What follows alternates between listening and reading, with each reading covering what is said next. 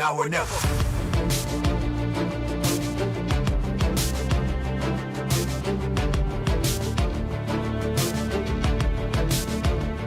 Now or never.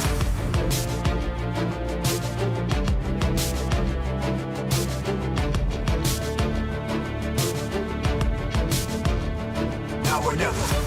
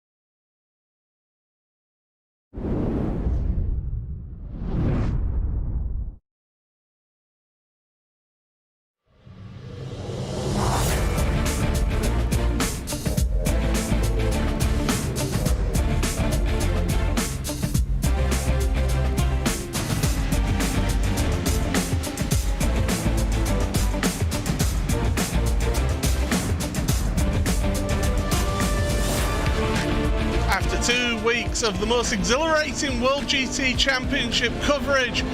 We're head on over to Interlagos for the first of our sprint race rounds here on RaceSpotTV. Hello everybody, welcome along to the World GT Championship round number 3. My name is Paul Smith. Joining me as ever here on commentary is Peter Mackay. And Peter, first of our sprint rounds, 3 20-minute races. This is an entirely different style of racing. Totally different, and particularly a different type of circuit as well. The tight and twisty nature of Interlagos in a sprint racing format. I think we're going to have some thrills and spills tonight, that's for certain. And a few big names coming from the back of the pack as well, from pit lane. Absolutely. We've got the long slipstreaming sections at the start of the lap, and also towards the end of the lap, and then that tight, technical, twisty section. It's a tricky track to set your car up for, isn't it? It really is, yeah. There's two very distinct areas, as you mentioned. One which is a bit of a flat-out drag strip up the hill, and then the very tight and twisty sections in the middle of the circuit. Getting that setup dialed just right is going to be really important. And, you know, you look at our defending champion, Ross McFarlane. He's so experienced in that Lamborghini Huracan. Feel like he's part of the furniture in that car, and that knowledge and that mileage will be really important to getting that setup right today. Well, let's have a look at our schedule just very quickly to see where we've been. Daytona and Silverstone the first 2 weeks of the championship. This marks the first of the sprint race rounds before we have a week off. And what a place to then return to the championship. Mount Panorama on the 21st, then Circuit Gilles Villeneuve, Hungaroring, Sebring, Circuit de la Sarthe, Mosport, Watkins Glen, Hockenheim and the Red Bull Ring rounds out this championship. Notice, funny how they have Valentine's Day off. I think the admins might be pulling some sway there. But anyway, let's have a look at your standings as they are at the moment. So it's Luke McKeown who leads the pro standings by a good margin now, ahead of Josh Thompson. Ross McFarlane's not that far behind him either, with Jack Sedgwick always just loitering around with intent. With Avdoka, Watson and Durruti, he'll be hoping for a better round this time. Volkovic, Harrod and Finch rounding out the top 10 in Pro-Am. Well, it's Mike Horder who leads that one at the moment, ahead of Crouch, with Webster in third place. Quite tight, 30 points between the top 3 in your Pro-Am. Hutchison, Wood, Walker, Woodhouse, Krohn and De Jong, with Gregory rounding out the top 10.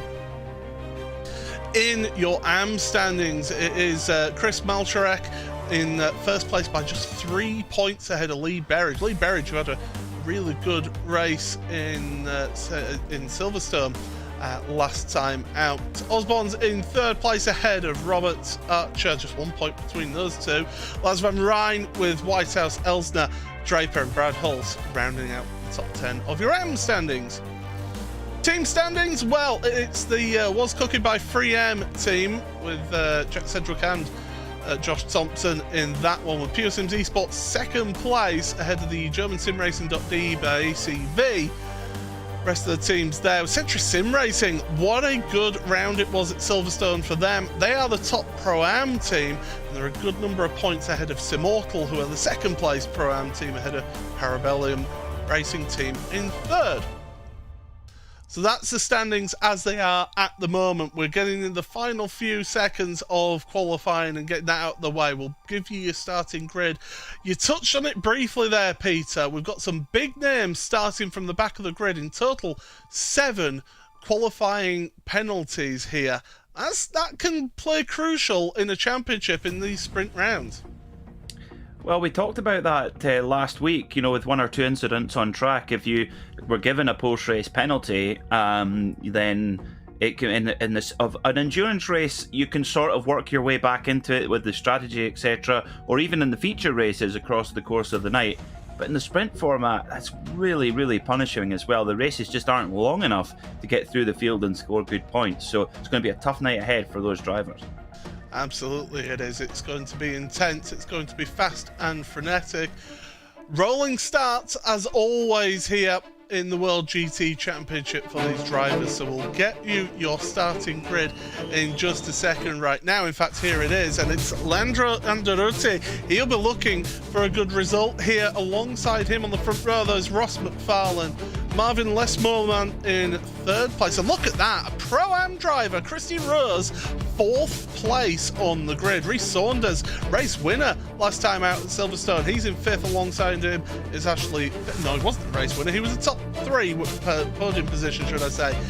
Lewis Ward with Michael Evdoka, Adam Watson and Chris Van Der Ness on row number 5. Row 6 is Adam Volkovic and Andy Archer, your top AM driver, 12th place. AMs and Pro-Ams really mixing it up in qualifying. David Baker and Pete Harrod on row number 7 with row 8 of Lee Berridge and Matt Hutchinson. Mike Horder and Bruno Canero on row number 9 with Christian Malcharek, your AM championship leader, ahead of Jack Osborne on the same row, 10th row of the grid. Jonathan Walker with Alex Neller on row 11 with James Crouch and Chris Wood on row number 12. Row 13 for Tim Perry and Jeroen Kaiser with Paul Webster and James Wrighthouse sharing row number 14. Adam Hedgecock and Jack Belton on row number 15. Now, if I'm correct, Jack Belton was actually supposed to miss out qualifying, so he could be flat out disqualified if that is the case. Ben Gregory and Jesse Payne-Wilkins then rose 16 ahead of Simon Field and Lars Van Rijn. Eric Haag and Brendan Stacey in the next row of the grid. Brian Krohn, Simon Neller, David Michael Nichols and Matt Woodhouse on row number 20. John Roberts and Martin de Jong, row number 21. Row 22 for Michael Blight, Craig Jones with Nick Salaputis and Kevin Kittleman, Toby Ward and Robert Lundgren. And we've still got a few more to go, so we'll quickly fire through these. Nathan Healy's in 49th. I can tell you the rest of the drivers who did not set a lap time. Josh Thompson 50th, Luke McEwen and Jack Sedgwick. They also had penalties 51st and 52nd. Adam State and Tony Draper 53rd and 54th, with Bradley Hulse rounding out your grid. There's your driver wall. 7 drivers giving us our sort of unique look at how these drivers go throughout these races. Peter, what's your thoughts? What are you betting here in this opening race? Oh, well, just hope that the leading drivers get through clean, because it's such a snag in those opening S-bends. But is this where we see Ross McFarlane get himself right back up into the sharp end of this championship? I think it could be. Well, here we go then. Pace car. It pulls in late here, does the pace cars. You've got to be careful with your launch. You can't hang back too far like they do in other races, like a sports car racing or a Formula 1 whenever you have a restart here. So you've got to be patient. Pace car, the Porsche 911, jumps onto pit road, and then it's all under the hands of Leandro Andretti. Green flag out, and we are underway here at the circuit of Interlagos. Down towards turn number 1, then we go. Nice start from Andretti and Ross McFarlane. Will the rest of them make it through? Oh, there's a big pile up. Look, McEwen's involved in that one as well. Still cars involved in that one. They're going green though so far. Down through Curva del Sol for the first time. Cars fanning out 3, 4 wide further back in your field. And down into Descenda del Lago for the first time here, Peter. Bit of carnage, bit of chaos to start off with, but we're keeping going for the time being. Although Brendan Stacey, big impact for Brendan. He's around. Well, yeah, bruising encounter for the opening lap. We stay green for now here in the World GT Championship, but championship leader Luke McEwen caught up in that early melee, and that is the danger of being so deep in the pack. As we go through Pico de Pato for the first time, the duckbill, and through we go. Cars spreading themselves out now as they go along into Junsao. And thank you very much to our producer Hugo Luis, who corrected my pronunciation of Junsao. So we go up the hill. It's important to carry the speed here now, Peter. You've got to stay in the draft, in the slipstream of the cars in front. And for cars like the Porsche, this could be a little bit more of an issue compared to the Lamborghini and the Audi. That's right. I mean, the Porsche typically will get out of the initial phase of corner exit very well with its rear engine layout, gives it great traction. However, it just doesn't have the sheer metric grunt that particularly the BMW has, and it seems that the Lamborghini and the Audi is both really strong all-round package. So you're right, that draft is going to be really important for the Porsche drivers. At the moment, the top Porsche driver is Adam Watson in the 991 machine for Team Mad. So yeah, at the moment it's the mid-engine cars. It's Audi from Lamborghini from Audi.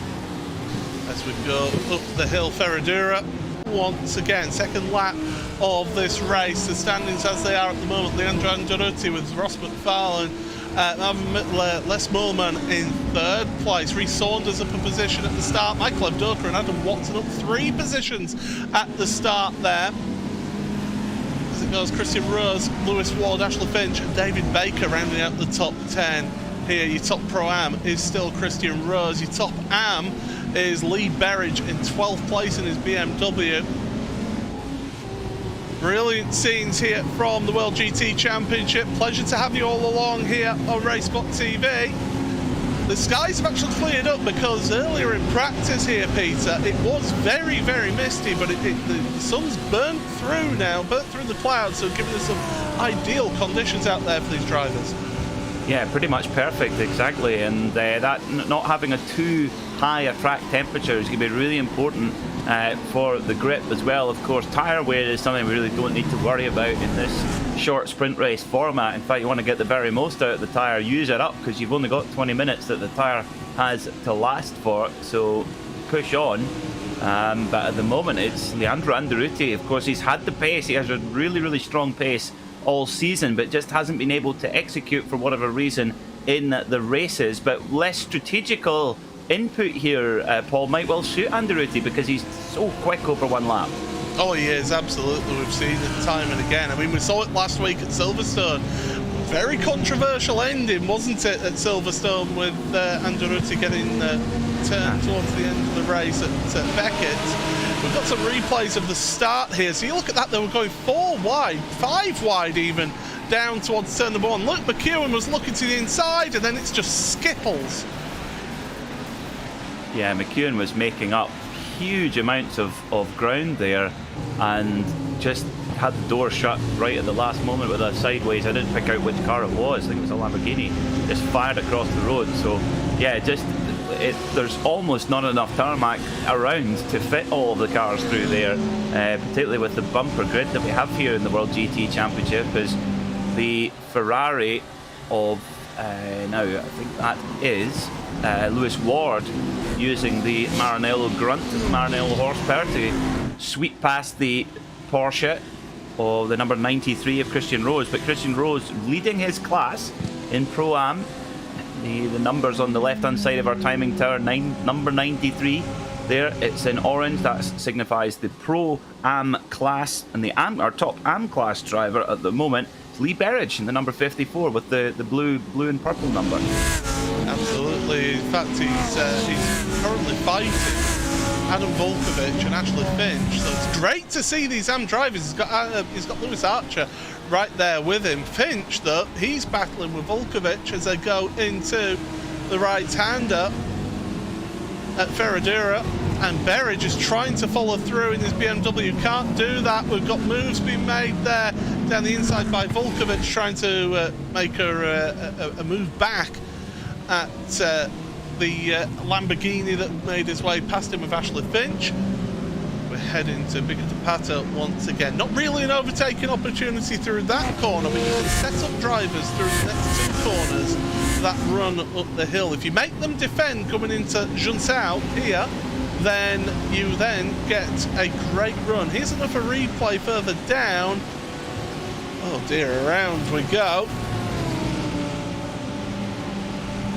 Trouble there for one of your boosted cars, and also I'm trying to see who that was, the number. I couldn't quite make it out whether it was Eric Haag or not. Not sure, couldn't quite pick it out, but despite just an update on some of our championship contenders, of course, first and second in the championship, both starting from the very back of the pack today. Josh Thompson and Luke McEwen. McEwen is, despite that, getting caught up in that, getting snagged in that turn 1 incident. He's up into 30th position. Josh Thompson up into 23rd, and that's out of 55 starters. So quite impressive progress so far from those two. Yeah, it's a huge grid here in the World GT Championship. Great to see the amount of drivers that we have in this series. We have had a few drivers onto pit road, and that was Jack Sedgwick getting turned around, so he was getting into issues out there, and he's currently in 37th place right now as Jack, so he's trying to recover. He's still up 15 positions, even though he was involved in that incident there, Peter. Yeah, of course, there's a number of drivers who unfortunately have had to go to pit lane for repairs. They are Martin de Jong, Bradley Hulse, Tony Draper, Brendan Stacey, Kevin Kittelman and Brian Crone have all been to the pit road to have repairs. So there has been a reasonably high rate of attrition so far, and I think that's what we will come to expect throughout the day, particularly when we get into reverse grids and what have you, because that'll be when it really mixes up. Now, replay looking at, the 38 Team Mad. Getting spun damage around. And that's possible one of the worst places to get spun around, isn't it, Ferradura? Because once you've turned into Ferradura, it's very difficult for you to change your line through there, isn't it? And if you suddenly find a car stranded in the middle of the track, it's a case of, where do I go? Yeah, I mean, one of the only saving graces is that there is tarmac runoff on the left-hand side, off the side of the circuit. But yes, you're right, you're very committed through there. It's a fast corner. Wee! That was Salaputis getting into the back of another car, and that's a boosted car getting spun around. Well, I say it's a boosted car, I think it's actually one of the Three Spires cars getting spun around there. And that was Toby Ward, I believe, involved in all of that.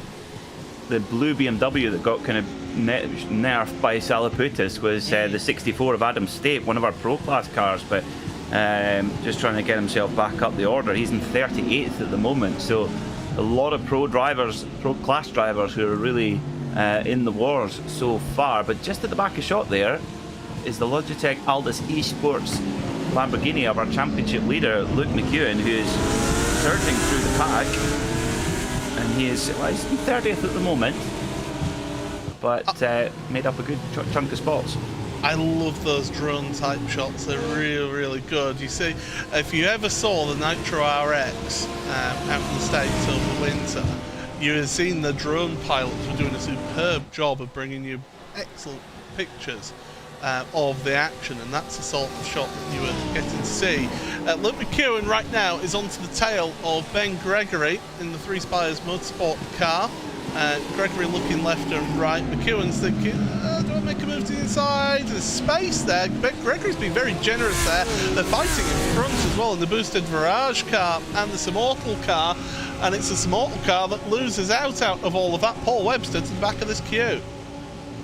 Yeah, if you make one tiny error, even if you just get pushed out sideways a little bit, you'll just be freight trained, because there is such a strong pack, such a strong depth of field. So we go on board the number 88 of Johnny Walker, and well, we're hoping for a vintage performance today. Now, if I'm not mistaken, is that an Porsche RSR replica steering wheel? I think it might be. Top marks. That's very cool. Oh, Jonathan Walker, of course, from series sponsor 3M. So great to see him on the grid as always. And his Lamborghini, I don't think Ben Gregory will be appreciative of that, though. A little bit late onto the brakes into Bica de Pato. And, well, exit stage left, Ben Gregory. Do you know what the problem there was, Paul? Is that I don't think it was Gregory, actually, looking at my timing screen. Problem there was that Johnny's forgot to put on his 3M sim racing gloves. You see, yeah. And they're maybe in the wash, possibly. And maybe that's he's just not used to not having the exceptional grip that they provide. It was Gregory, but credit to Gregory, he held on to that and didn't lose any positions there. So good save. Very good save. It's maybe as if he was almost ready with holding the brake, waiting for the big the big thud from behind. But where he saw the 3M Lamborghini appearing at excessive speed. But anyway, they carry on. Well, I can tell you that every driver is still running out there at the moment. Yes, you pointed out, Peter, that a few have been onto pit road, but every single one of them is still running in this race. So it's a race of attrition to a degree, but they're all still out there. I can tell you, Leandro Angelotti is still in the lead by 1.1 seconds, so he's trying to pull away from Ross McFarlane in second place, with Marvin Lesmoman in third place. then your top Pro-Am is still Christian Rose in 8th place. The next Pro-Am in the list is 13th, Chris van der Ness, with Mark Hutchinson in 16th place. Your top Am, that's still Lee Berridge ahead of Andy Archer. Those two seem to be connected at the hip there. Look at this, McFarlane's under serious pressure from Les Molan here. Here he comes then, the 666 of Les Molan in the Audi R8. Goes for the move, and I think he's going to get this done. No, not quite. McFarlane says, not in your life, pal. And Les Molan with a little bit of a grin there, almost a bit of appreciative grin of the racecraft of defending champion Ross McFarlane. But can Les Molan make it work to make it an Audi 1-2 with 7 minutes to go? You've got to get up early in the morning to get past McFarlane. And crucially, it'd be a German sim racing.de 1-2 as well, which would do them great for the team's championship. Don't forget that. There you see on the left-hand side of your screen, positions gained and lost.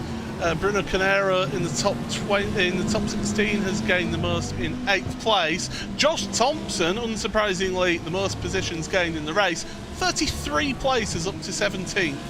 With Luke McEwen up 26 places as well. So those drivers starting from the back, having to work their way through the field after having penalties for infractions at Silverstone. Of course, you don't actually serve any penalties at an endurance race in the series, so it's only in the endurance and feature races that you do actually serve those penalties. You've got battle for second in the main screen, the battle for 16th in the bottom screen, because Josh Thompson has made up yet another place up into 16th. Yeah, the mighty Manxman is really on the charge today. Josh Thompson is almost in the edge of the top 15 now. Really impressive in just 15 minutes of racing.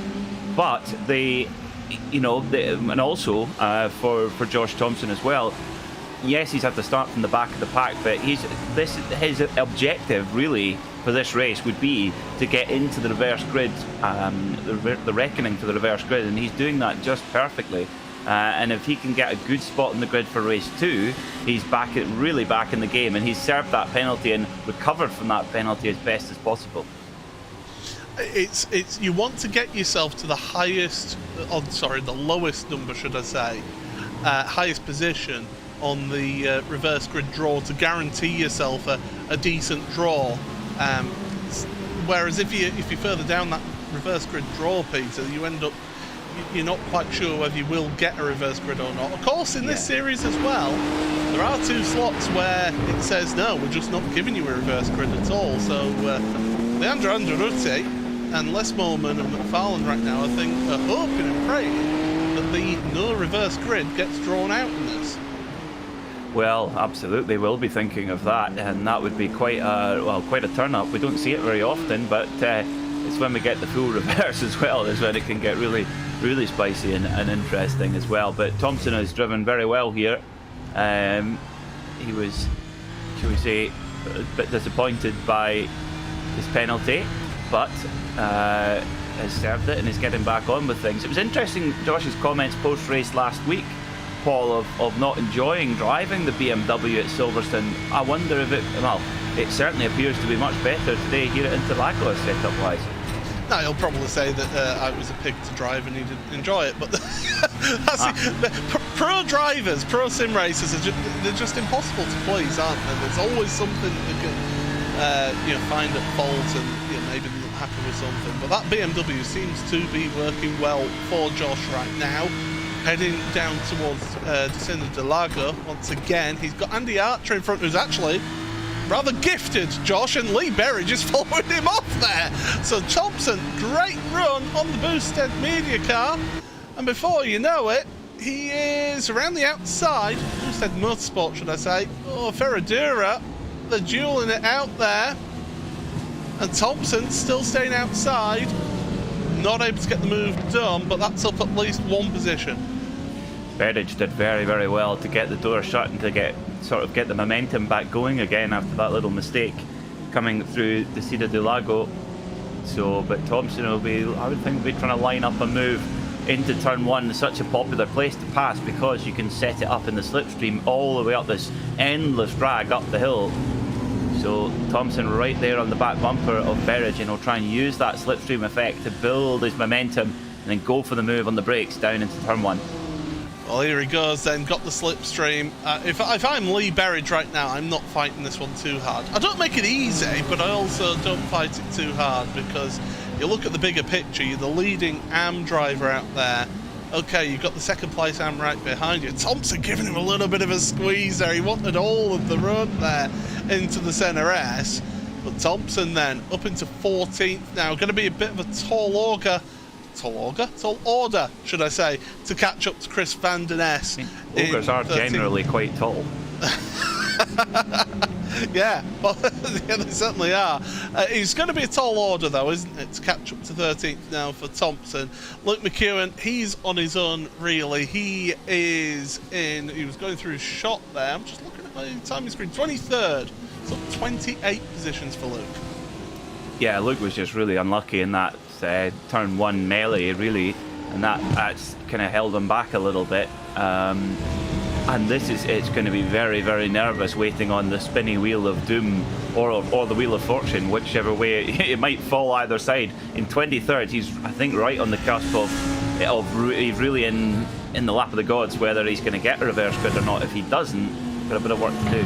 I just want to point out, by the way, I've just noticed it on that shot, in the runoff of Pinjarino, there is a palm tree that has its own Armco barrier around it in the middle of the runoff. There is still then further runoff behind it, but there's a palm tree that has its own Armco barrier. Must be a special palm tree. It must be, absolutely. Well, we've got fighting going on. Reece Saunders here. He is currently fighting with Michael Evdoka over 4th place right now. They've fallen back off the leaders. In fact, Leandro Andaruti has pulled away 2 seconds over Ross McFarlane. So, movement here, though, down the inside. And Evdoka up into 4th place, runs a little bit wide, and Saunders says, thank you very much, I'll get the up and under. Yeah, so Andaruti leading confidently by 2 seconds at the moment with the fastest lap. It's been a perfect drive for the number 15 for the Italian, and this is the result that Andaruti I think is deserved, but it just hasn't gone his way in the opening 2 rounds, but stating his claim as a contender for the World GT Championship. Well, he's coming through. I think this is going to be the final lap, because we're at 13 seconds remaining and he's only just getting to Junsao right now. He's on the chewing gum once again as he climbs up the hill. He knows that he's got a win in his grasp. The clock strikes 0. It is the final lap confirmed, and he's going to see that checkered flag. Are we going to see a smile on the face of the Italian? He weaves across the line. No change in expression, but he is your race winner here in race number 1 of the evening in the World GT Championship. Ross McFarlane and Marvin Lesmoman round out your top 3, with Christian Rose your top Pro-Am, and coming across the line right now is Lee Berridge to be your top AM driver for Boosted Motorsports. Great result for them, and Andy Archer as well, it must be said, in 16th place. Matt Hutchison was in 3rd place in Pro-Am in 17th. The rest of your drivers coming across the line here. They're all coming thick and fast here, Peter. That was a good opening race of the evening here. Yeah, I mean, very strong drive from Leandro Andaruti, pulling a gap away from Ross McFarlane, but also really impressive Josh Thompson coming from the back of the grid up into 14th position as well. That puts him in a strong position for the rest of the evening. Luke McEwen, well, he'll be patiently and anxiously waiting on the Wheel of Fortune here. Well, speaking of the wheel, let's get this spun and see who gets themselves a pole position for race number 2. Wheel slows down. There's one of the no reversers. Oh, it's going to slow down early. We're not going to get a full one. Got to wait. That's it. I think it's going to be 21.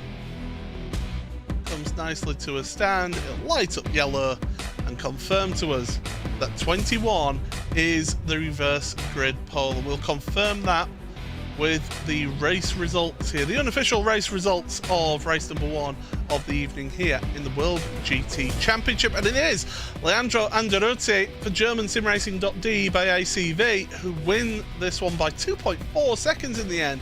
Really good result for Leandro there, with Ross McFarlane second and Marvin Lesmoman in third place, so 1 and 3 for GermanSimRacing.de. Rhys Saunders just missing out on the podium ahead of Michael Evdoka, who you saw fighting on that last lap. Adam Watson, your top Porsche, in 6th place ahead of Lewis Ward. Your top Pro-Am, Christian Rose for PureSim SimLab, ahead of his teammate David Baker, 8th and 9th places, and Bruno Cadero rounding out the top 10. Adam Volkovic makes it a good result and a good day so far for GermanSimRacing.de in 11th place ahead of Ashley Finch. Chris van der Ness for Evo SR is the 2nd placed Pro-Am driver. Josh Thompson, what a drive it was from him, a gain of 36 positions in the end in 14th place. Lee Berridge for Boosted SimSport in 15th place ahead of Andy Archer for Century Sim Racing in 16th. Those are your 2 AM drivers on the top steps of the podium for them, with Mark Hutchinson for Evo SR, the 3rd place Pro-Am driver. Pete Harrod, James Crouch and Alex Nella round out your top 20. Mike Horder 21st ahead of Christian Malcharak for the Audi Sport Slovakia KES LLM team. That's 3rd place for him in AM and another good set of points for him. Luke McEwen just misses out on pole position, which goes to Mike Horder. He's finished 23rd. Jeroen Kaiser 24th ahead of Team Perry. James Whitehouse, Ben Gregory, Paul Webster, Jack Sedgwick and Chris Wood round out your top 30. Just Payne Wilkinson for BRM in 31st ahead of Michael Blake. Simon Field with Lars Van Rijn. Adam State, Jack Belton, Simon Nella, John Roberts, Nick Solaputis and Craig Jones round up your top 40. And they still come. Jack Osborne then 41st ahead of Adam Hedgecock, with Robert Lundgren, Martin de Jong, Matt Woodhouse, who we saw have issues out there, Jonathan Walker as well, another one who had issues, Tony Draper, Toby Ward, Kevin Kittleman and Brendan Stacey. Brian Krohn with Nathan Healy and Eric Haag, the last drivers who finished on the lead lap. 2 DNFs for you out there, David Michael Nichols and Bradley Hulse. So that is race number 1 of this evening. We've got 2 more races coming up for you here today in the World GT Championship here, Peter. And, well, I mean, it was a bit chaotic to start with, but then it kind of settled down, didn't it, out there? Yeah, once the field got into their rhythm, it did seem to coexist quite well. And at the front, we saw, you know, Andretti just put just a little bit of time into McFarlane, just bit by bit chipping away and building that lead up as well. But Luke McEwen's got to be really fizzing right now as well. To finish 23rd, reverse grid was 21. So close to getting into that, but we knew it would be close. Whereas his championship rival Josh Thompson in finishing 14th, so he'll start, you know, in the 4th row for the second race. Great opportunity for Josh to close that gap a bit to Luke McEwen in the championship race. Yeah, absolutely. There's 2 more races coming up. You do not want to go anywhere. If you've never seen the World GT Championship, the format for tonight is 3 20-minute sprint races. We have a week off next week in the championship, and then we're going to be back to an endurance race around Bathurst. I mean, that's got me rubbing my hands with delight, Peter. That's going to be an absolute humdinger, because, of course, this coming weekend on RaceSpotTV, we've got the Bathurst 12 hours, the iRacing Bathurst 12 hours coming up this weekend. GT3 cars out there. It's going to be an absolute cracker. I can't wait, and I think we're going to be on in the box together for the opening portion of the race, which I'm looking forward to. Paul, Will, and Peter. Yeah. If you've been in an accident, call us, and you have a no-win, no-fee. No, we don't do that. But it does. What it does mean for our drivers in the World GT Championship is they'll have lots of mileage, they'll have lots of preparation, and they'll have the setups a bit like we had at Daytona a couple of weeks ago. I think it's fantastic, and I think we'll see who's going to be king of the mountain. And it's such a tough racetrack, and even just getting to the end of that Bathurst 12 hour is tough. But to win it, you've got to be flawless. I mean, the walls are just completely unforgiving. I know that through experience around there. It's just one little mistake over the top of the mountain, and you're just a passenger at that point. And we've seen it so many times, haven't we, at the Liquimolly 12 hours of Bathurst. It's really just an intense, full-on race, and you have to have full concentration for that 12 hours. You do, and I love the fact that it starts in the darkness and then you watch the sun come up as the cars whiz by. I mean, that's one thing on the bucket list, is to sit at the top of the mountain with a barbecue, watching the sun come up as GT3 cars come roaring by, you know, in flying formation. I'd love to have been there to see the Bentleys win. That was very cool. But actually, Paul, you and I are of a certain vintage where we would say I'd love to have gone and see Rickard Rydell's pole lap for the Bathurst 1000 in the Volvo B40, S40, not V40, yeah. S40. That five-cylinder drone, perfect. And John Cleland and David Brock teaming up in the Holden, as it was badged over there. Of course, a Vauxhall in the UK and Opel in Europe. So yeah, it's a tremendous venue that just evokes great memories and certainly a place of history. And of course, it is actually, the 12 hours is on my bucket list of endurance races to go and watch. Obviously, I want to go and watch the 1000k as well. But the 12 hours would be something special, with it being night into day. And of course, this year they have delayed it slightly, so due to the global pandemic. So that means that actually we're going to get a bit more night time at the start of the race, aren't we? Of course, because of course Southern Hemisphere, yes, they're heading into their winter months. It'd be different with the temperature across the day as well. It's going to be quite a different feeling for the Bathurst 12 hour as well. And I tell you what, since it's on both of our bucket lists, Paul, why don't we do Race Spot on tour? We had broadcast from 35,000 feet, us sitting talking rubbish the whole flight, the poor person who has to sit next to us. Yeah, absolutely. God, could you imagine that, having to sit next to us? I mean, first of all, I don't sleep on planes, so I mean... Neither do I. I've been on a flight to Australia before, and it was just, yeah. It took me a few days to come around and that. I went over for the Grand Prix in 2014. The first year of the Turbo Hybrid era. The first Grand Prix of the Turbo Hybrid era. Yeah, we're just waiting for... we're just getting breaking news from Hugo Luis. Leandro Andaluti is Swiss, not Italian. So he's like a Raffaele Marciello. There we go. Yeah, there you go. Well, Raffaele Marciello is Italian, but runs under a Swiss license. Yeah, so of course it's... Switzerland, do they still ban at motorsport? Because I know that they had the Formula E in Bern, didn't they, a few years ago? And they have like hill climbs as well, don't they, in Switzerland now? Yes. So that's right. Hill climbing is allowed. That's allowed, but motor racing isn't. I think that in Bern it was a special dispensation, I think. But yes, it's been banned since the 1950s after there was a lot of big accidents in the world of motor racing. But so many great drivers come from Switzerland as well, of course. Alain Menu, I would throw him into that that mix. I would say. Do you believe he lives about 2 or 3 miles from Knockhill? Really? Blimey. Things you learn from Peter Mackay. It was, of course, the thing that really put the nail in the coffin in terms of motorsport for Switzerland was, of course, the huge accident at Le Mans back in, what was it, 54, 55, I think it was, one of the two. And they basically just went, nope, that's it. We're not having any motorsport in our country. We are just filling a little bit of time here at the moment, just whilst we wait for the race server to come up here.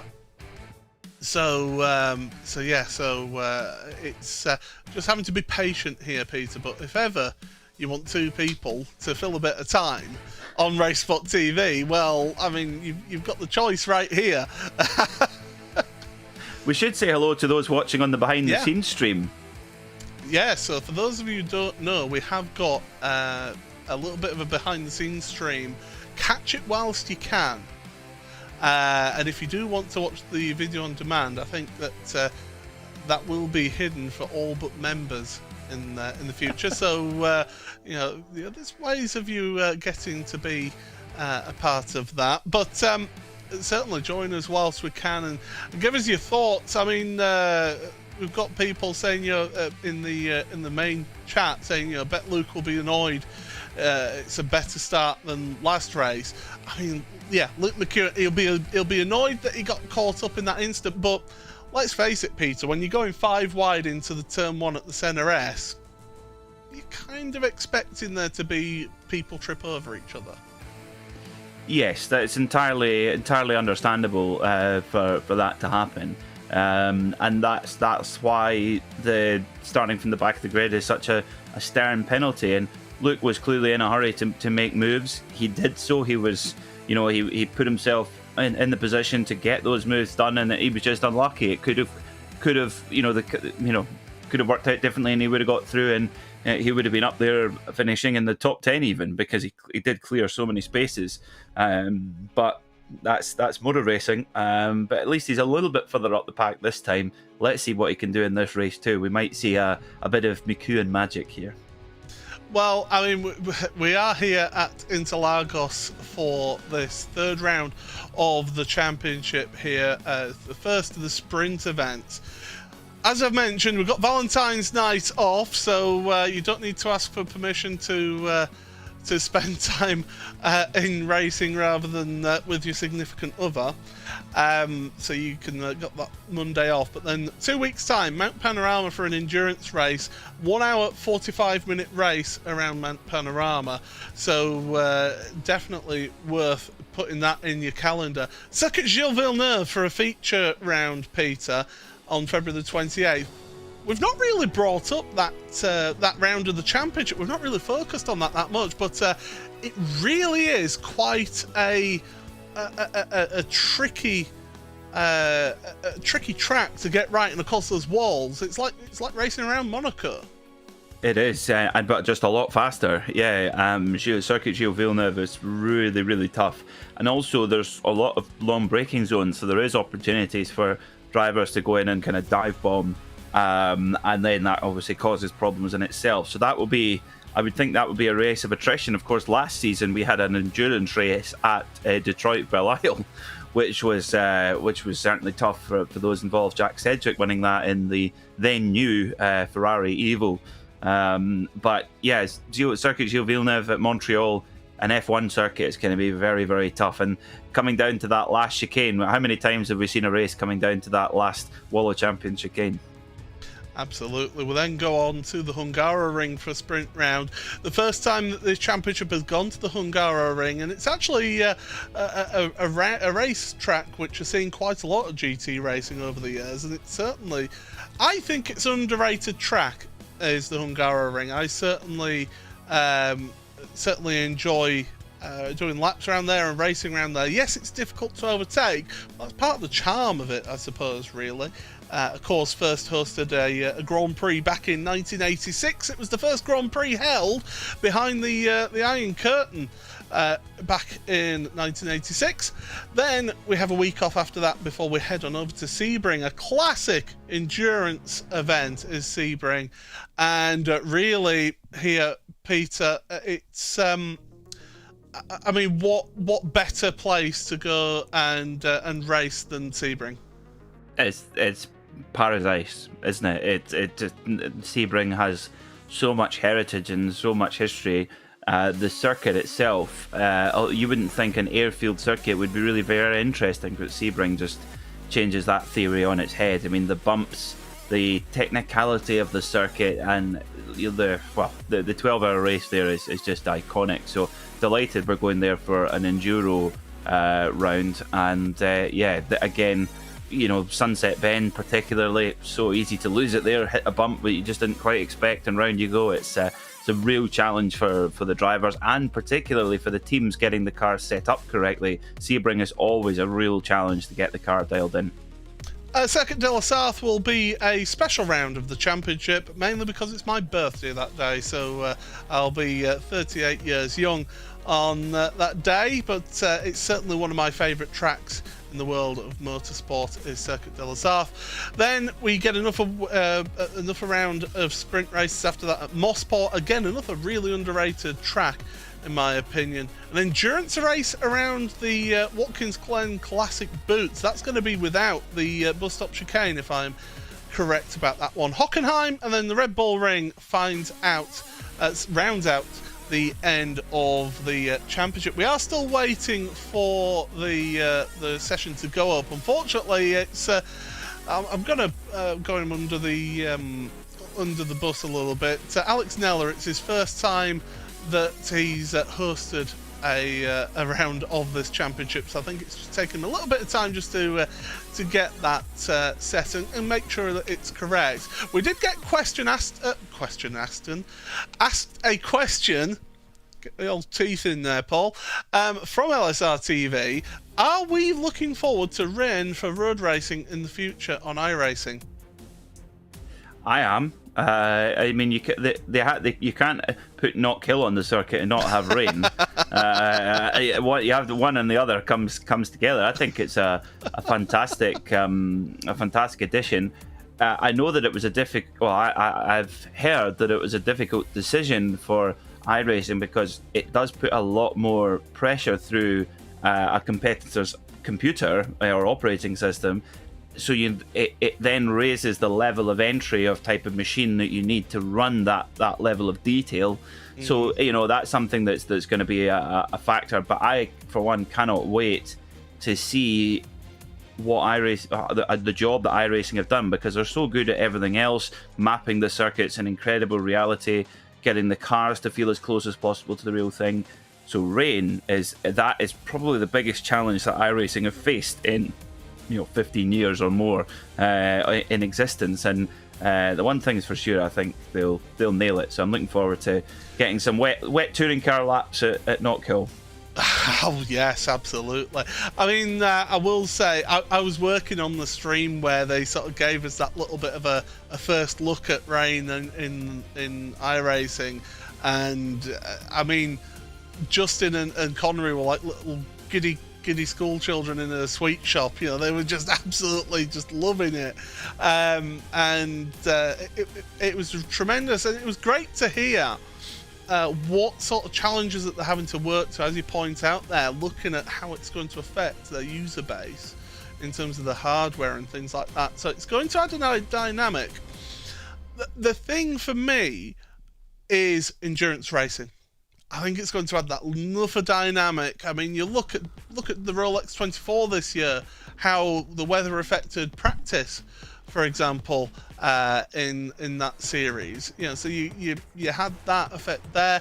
Who can forget the Nürburgring getting red flagged for just a veritable hailstorm halfway around the track, where drivers couldn't even get up the hill on their slick tyres. It was that bad. So you think of the endurance events that iRacing host here, the special events, having that mixture of rain thrown in there as well, of potential of rain, it just adds a whole new dynamic. It does, and I think it's going to be a great thing for some of the endurance racing at the very top level of sim racing, because the teams now are so well established and so good. Between Williams and Coanda and Apex, and there's I know I'm going to miss some, but there's a huge long list of really top professional sim racing teams with top drivers that they're very rarely making mistakes, and they're all so closely matched. So you end up getting a 12-hour endurance race where it's just like 12 individual sprint races with each stint, and that is incredibly impressive. But it does. Predictable is not the right word, but it does take away storylines. Whereas if there's going to be a burst of rain, do you risk it on the slicks? Do you come in and put wet tires on? That's something that brings us even closer to what the real thing would offer. Yeah, absolutely. And as I said earlier, it just adds that little bit of a curveball, doesn't it? That little bit of a, if somebody thinks outside the box and maybe has the car set up a little bit more safely for those endurance races, and then there's a quick burst of rain comes down in the middle of the night, you got people spinning off left, right and centre, and you're able to just hold on to it and keep it going in the right direction. You can just gain so much through that, just being the right people at the right time on the right tyres, and it works out perfectly.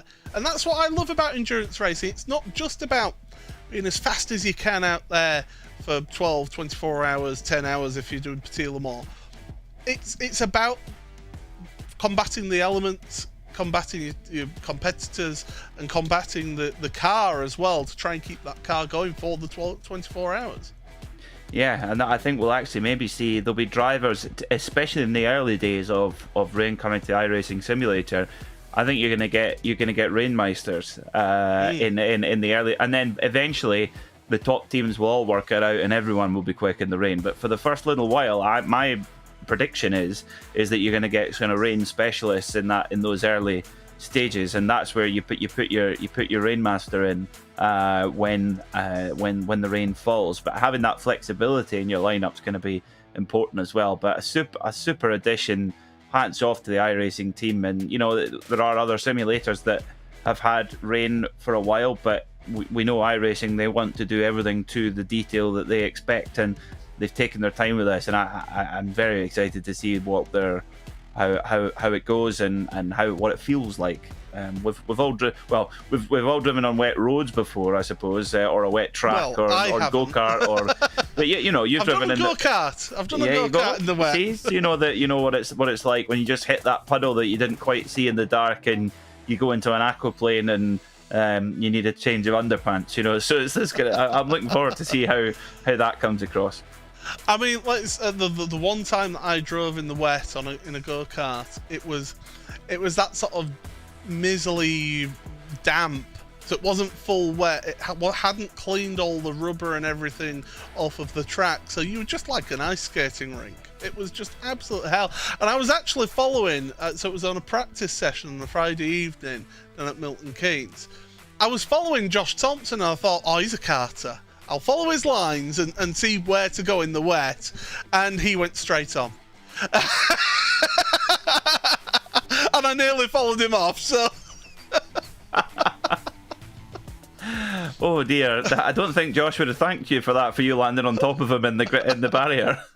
Well, let's just say that even with my considerable mass, I still didn't have any grip out there in the wet. It was a miserable evening, that was, and it didn't get much better for me for the rest of the weekend. But the less I say about that, the better. Apparently, we're getting close to the session. In fact, the session has been launched, which is great news. That means that we're not having to vamp as much for much too longer here, but let's look forward to this next race. Second race. I mean, we've got a third race of the evening yet to go here, everybody, so we've got to think of things to talk about in the next one. But second race of the evening, reverse grid. Some of these newer drivers now have had experience of a reverse grid for the first time last week, and it was a full reverse grid, don't forget. That was spectacular. This week, how will they sort of use that knowledge and take that and apply that into this race? Well, it's when you're deep in the pack, you just have to try and keep your wits about you and just try and get through those opening laps. Although it's only a sprint race, you still just got to survive the opening lap or two, and it's also keeping an eye on who is around you and what their pace is relative to you, whether they're quicker or whether they're slower. I think that perception and that knowledge of what certain drivers are like, how they conduct themselves on track, and who you can trust, maybe who you can't, that detail and that preparation is going to be really important to getting the best result out of this. Absolutely. Well, we are getting ourselves into the server here, so for those of you who have been watching on the behind the scenes stream, you'll be able to see exactly what's going on, and you won't have heard anything from Hugo, but I'm sure he's been just sitting there quietly, just panicking and twiddling the fingers waiting for it to come up. But you sometimes have these sort of technical issues happen in race events like this, but we are getting ourselves ready for this second race. Now, I can tell you that first race, the track temperature just kept on ramping up throughout that first race. Second race of the day, it's going to be later in the day, so it's going to be even hotter, I would imagine, that track temperature here. How is that going to really affect these drivers? Because you said that GT cars, you could push the tyres a bit harder in these sprint races. Temperature, though, that can have an adverse effect on these tyres here in these cars. Yes, it can. You're right. If you spike the temperature in the tire, it's very difficult to get it cooled back down again. Whether that be from, well, you shouldn't be locking the brakes with the anti-lock braking systems on a GT3 car, but if you have a big slide, that can put a bit of a spike in temperature through the tire. I have to say, for those with the benefit of the behind-the-scenes stream, I like Leandro Anderutti's hat. It's like a boat hat. Yeah, it's very cool. It's like he could be in a 90s like sort of angst teen pop video with that hat on. Like it's like Sugar Ray or something. Yeah, he certainly has got that sort of dapper look, and we've got all the drivers Kevin and on. Perry. Yeah. Oh my goodness, that's going back a little bit. Peter, you're showing your age. Won't we, Kev? But we are getting ourselves into the server here, and we've got about, looking at my timing screen, we've got about 4.5 minutes before the start of the race. So yeah, we've just got a little bit of time. There'll be cars out on track for us to see, and basically the drivers have got to get themselves acclimatized, because I can tell you, Peter, I'm looking at my timing screen here, partly cloudy, 26.5 degrees air temperature, 53.3 degrees Celsius track temperature. Good luck, drivers. That's all I'll say. Ironically, that'll be like driving on ice, because that excessive temperature makes the track so slick. And do you know, normally you see in these 5-minute warm-up sessions, the drivers, they're normally not that busy on track. Drivers usually go to the toilet, go and have a drink or whatever. But actually, these 5 minutes are going to be vital to just get out there and just get a feeling of where the grip is, and probably more accurately where it isn't. Yeah, so drivers acclimatizing themselves. This is some drivers like to spend this time just getting as many laps in as possible to get a feel of the conditions. Some drivers actually just like to take a bit of a break, but to be honest, because we had such a break between the two races, I think that basically they're just going to be out there, just get a couple of laps in, see how the car feels, see if you need to make any adjustments. 10 minutes is not a long time to get a feel of your car in these conditions, is it? No, not at all. Not at all. This is really critical track time, and you've got to make the most of it. Especially with that leap in track temperature as well, and particularly in the early laps with the rolling start. Oof! It could get very messy. If you see somebody spin in the mid pack, it could be carnage. Now, we have not had. Oh no! And actually, shall I say it? Yeah, I'll say it. Why not? We haven't had a safety car yet this season. Well done, Peter. I'm just simply asking a question. That's all. I don't think we have we? No, we haven't. We've not had. No, we've not had the safety car this season. Let's hope it stays that way. But if there's going to be if there's a chance of one, this is certainly one where it is more of a threat than normal, I would say. Well, what I would say about that as well is that it also gives people who had that reverse grid a better chance of a good result as well, because it takes away a bunch of time from the race. Only a 20-minute race, remember? So you take away 3 laps behind a safety car around here, you're practically halving the race, aren't you, Peter? Yeah, it does certainly reduce it for quite a bit if you get stuck behind the safety car. But if you have an issue earlier on and it comes out, it could be a little bit of a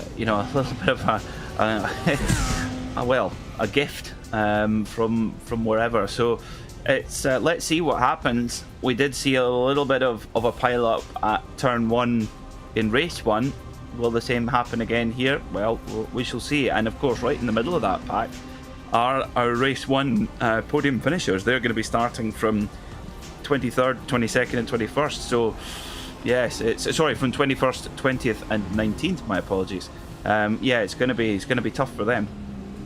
Certainly is. Well, we're counting down the seconds towards the start of this race. Hopefully Alex Nella has set the session right and we've got a rolling start, because that would be the end of time if it's not correct. And I have seen it before previously in this series, by the way, that we had a standing start because of a mistake by the admins, and I think it's the fastest I've ever read through a grid before. Here are your drivers, by the way, who are giving you some extra pictures, a little bit of look at how they're driving. There you see race 1 winner Leandro Andretti with the sunglasses and the hat on. Oh, he's sunning it up out there, and of course the Swiss driver, he's certainly enjoying himself. The rest of your drivers up on screen as well. You've got Adam Hedgecock up there, Jonathan Walker, there's Adam Watson, Josh Thompson as well. I think Michael Evdoka up there as well.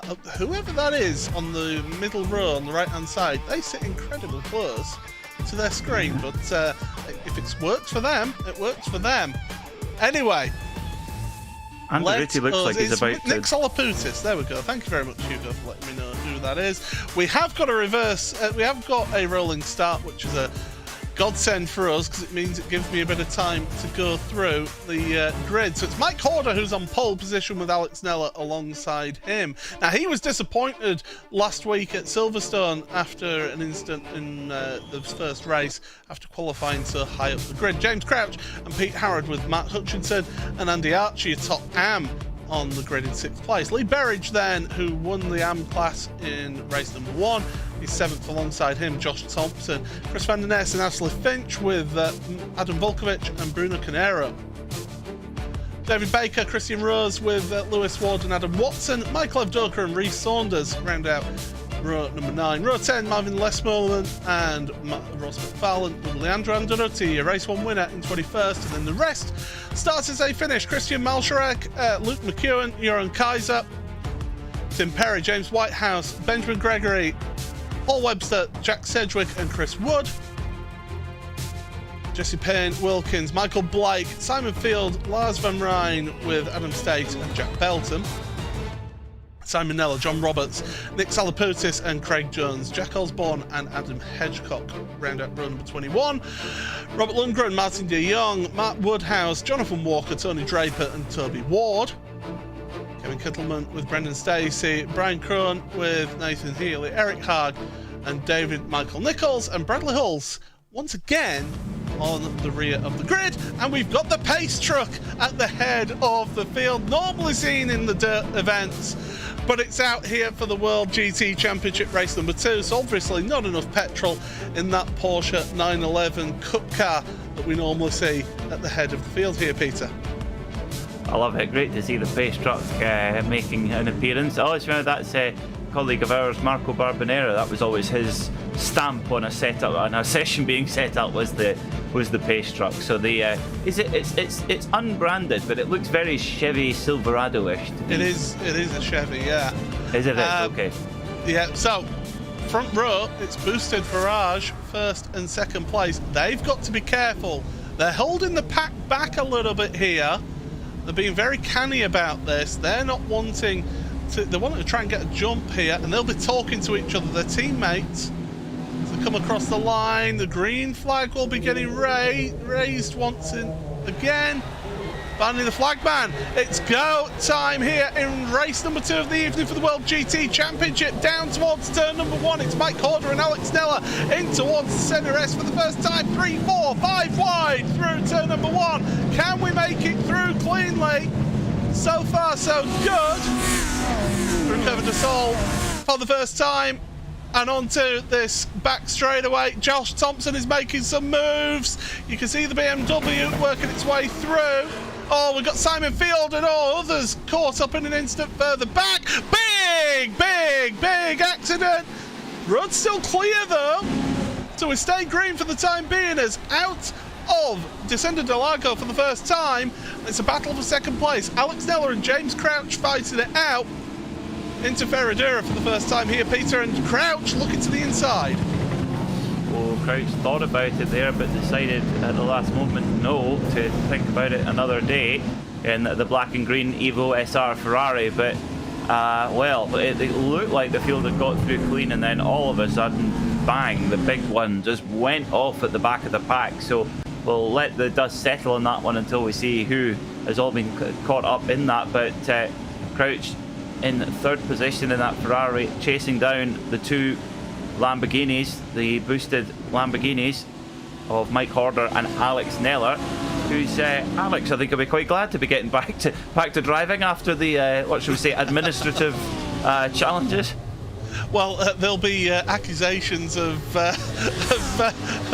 bias in terms of the grid, but of course it was set by ourselves in towards the centre S. Neller is under pressure from Crouch. Crouch is under pressure from Thompson. He's almost going to make two places up in one go. Contact, bang, bang, there's door banging. More paint swapping going on here. And Lee Berridge is trying to go around the outside of all of them in all of this. Thompson's up to third.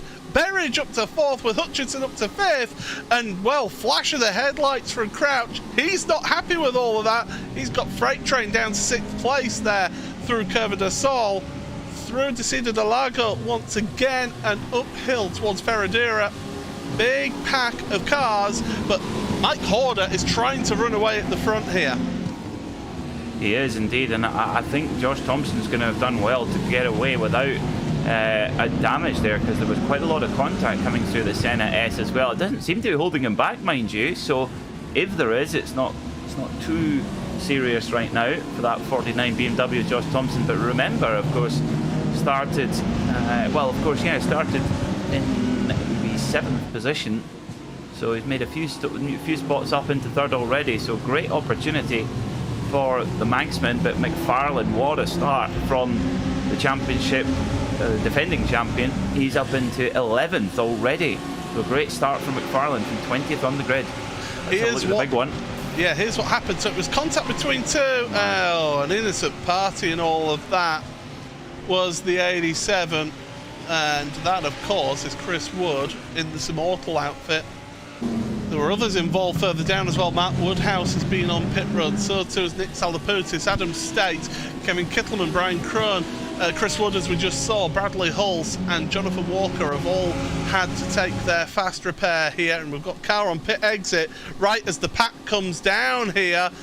You've got to be careful when you're coming off a pit road. You can look in the background. Look, McEwen, he's making some moves in all of this. He's fighting with a Pure Sims car, and that's Michael Evdoka.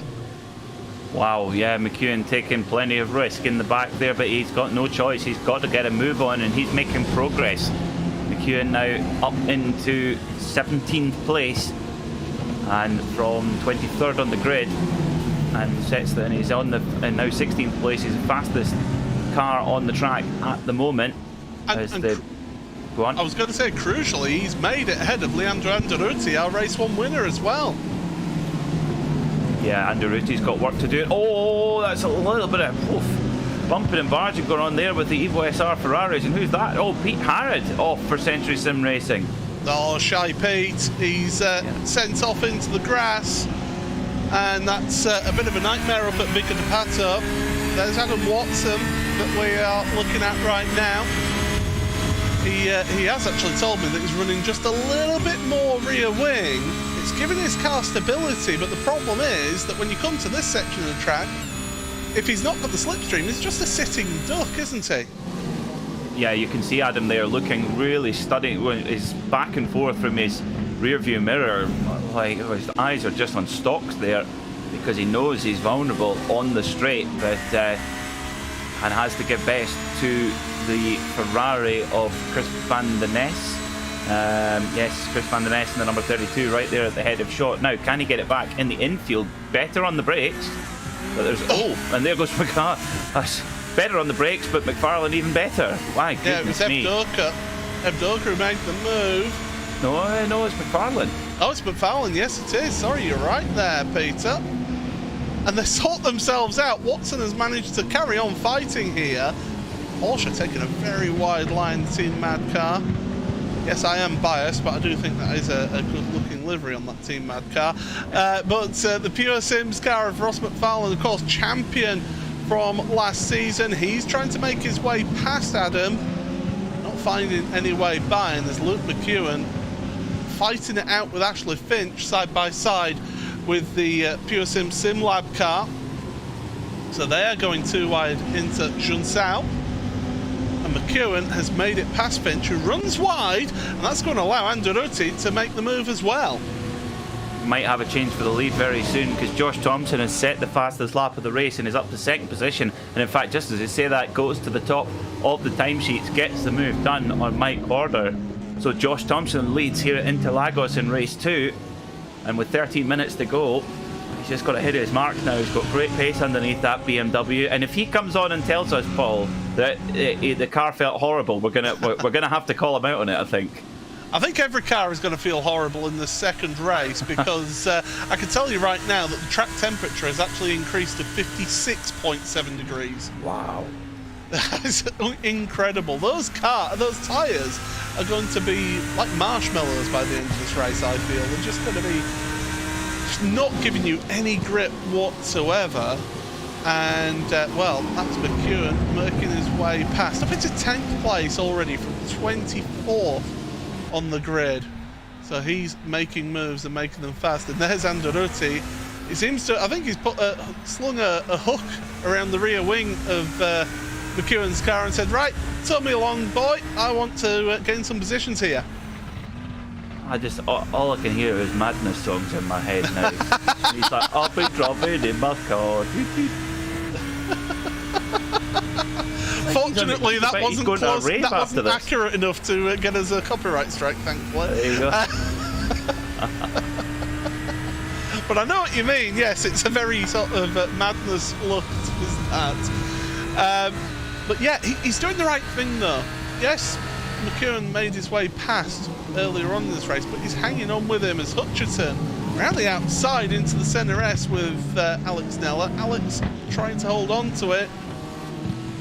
He's got the inside for cover to Sol, so gets the run out the corner. But that Ferrari, that Evo SR Ferrari, looks to be very, very good against Alex Nella.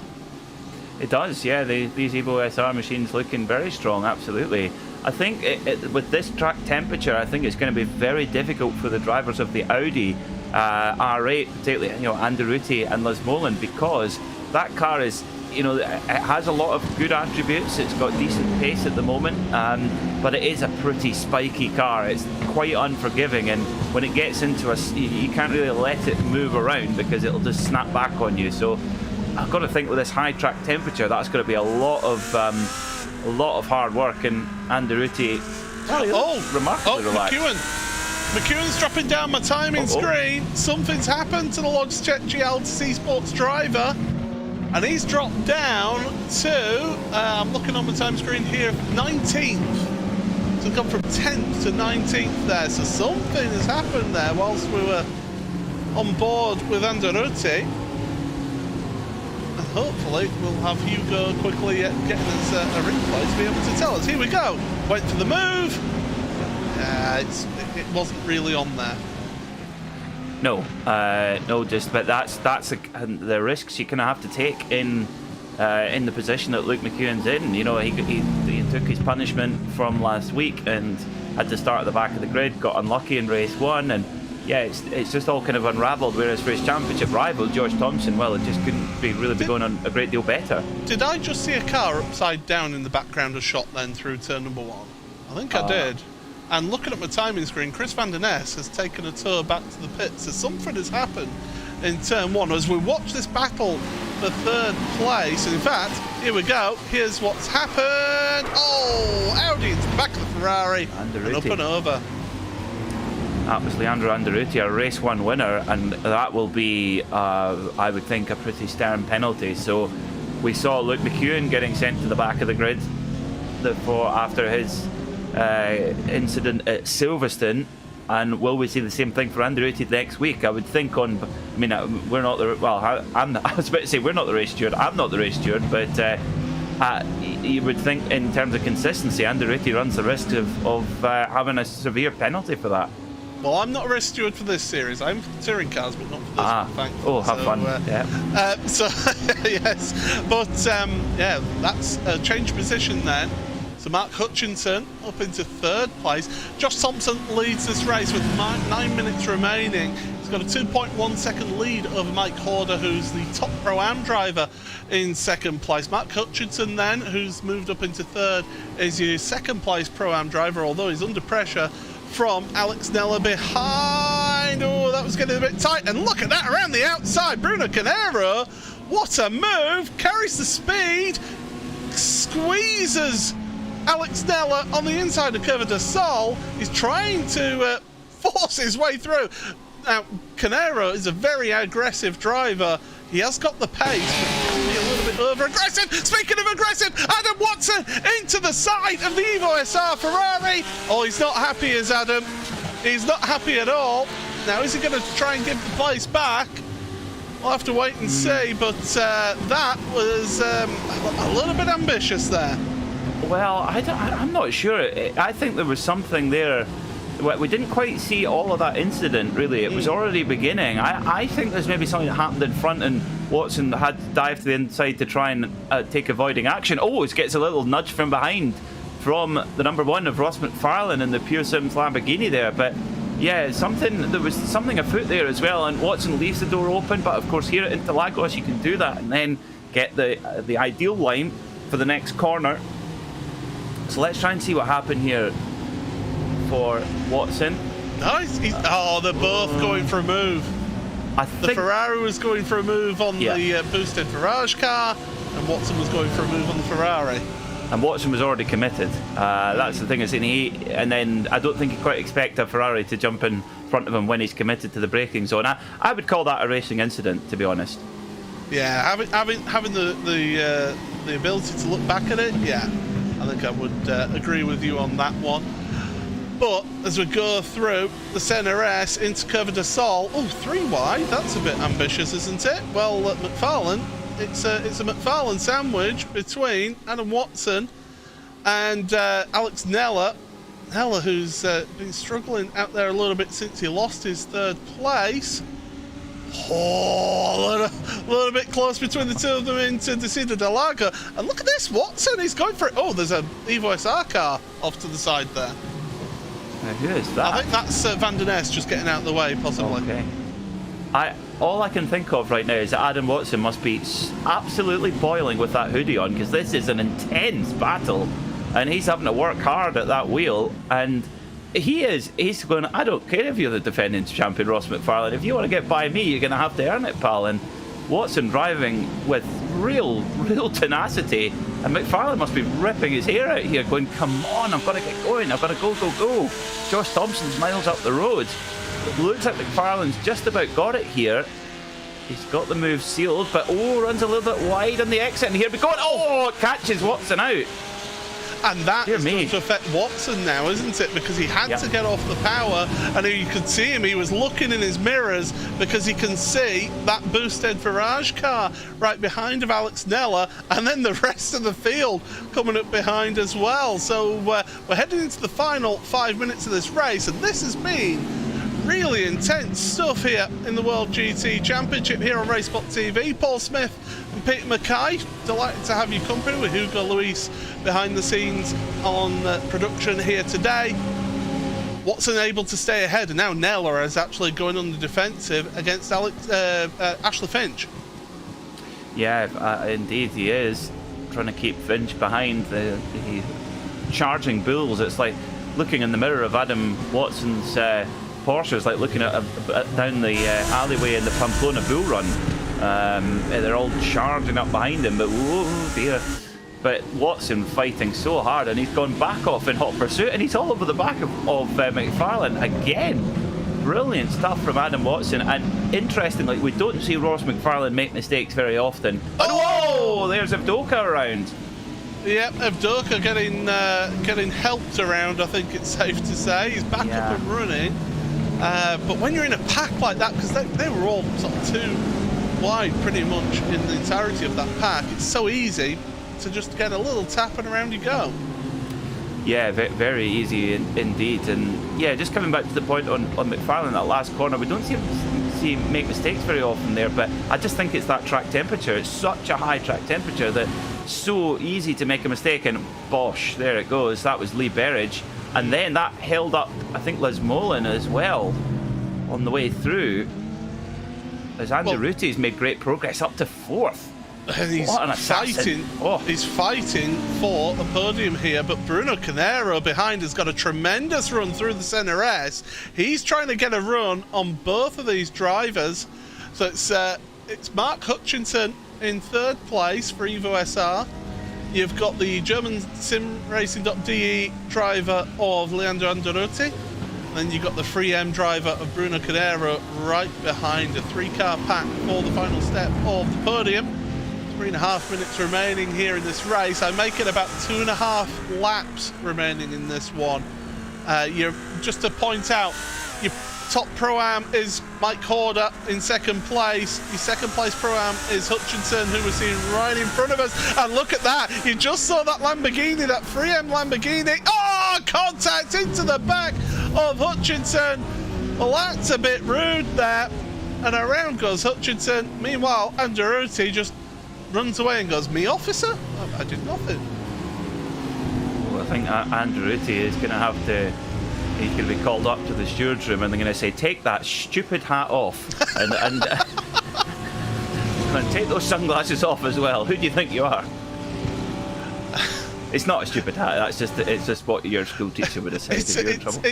It reminds me of the classic episode of The Simpsons with Mr. Burns saying, "Shave those sideburns." Never saving my sideburns, no chance. Well, Adam Watson, he's got a few locks of hair, a little bit more than myself and Peter in the commentary box here.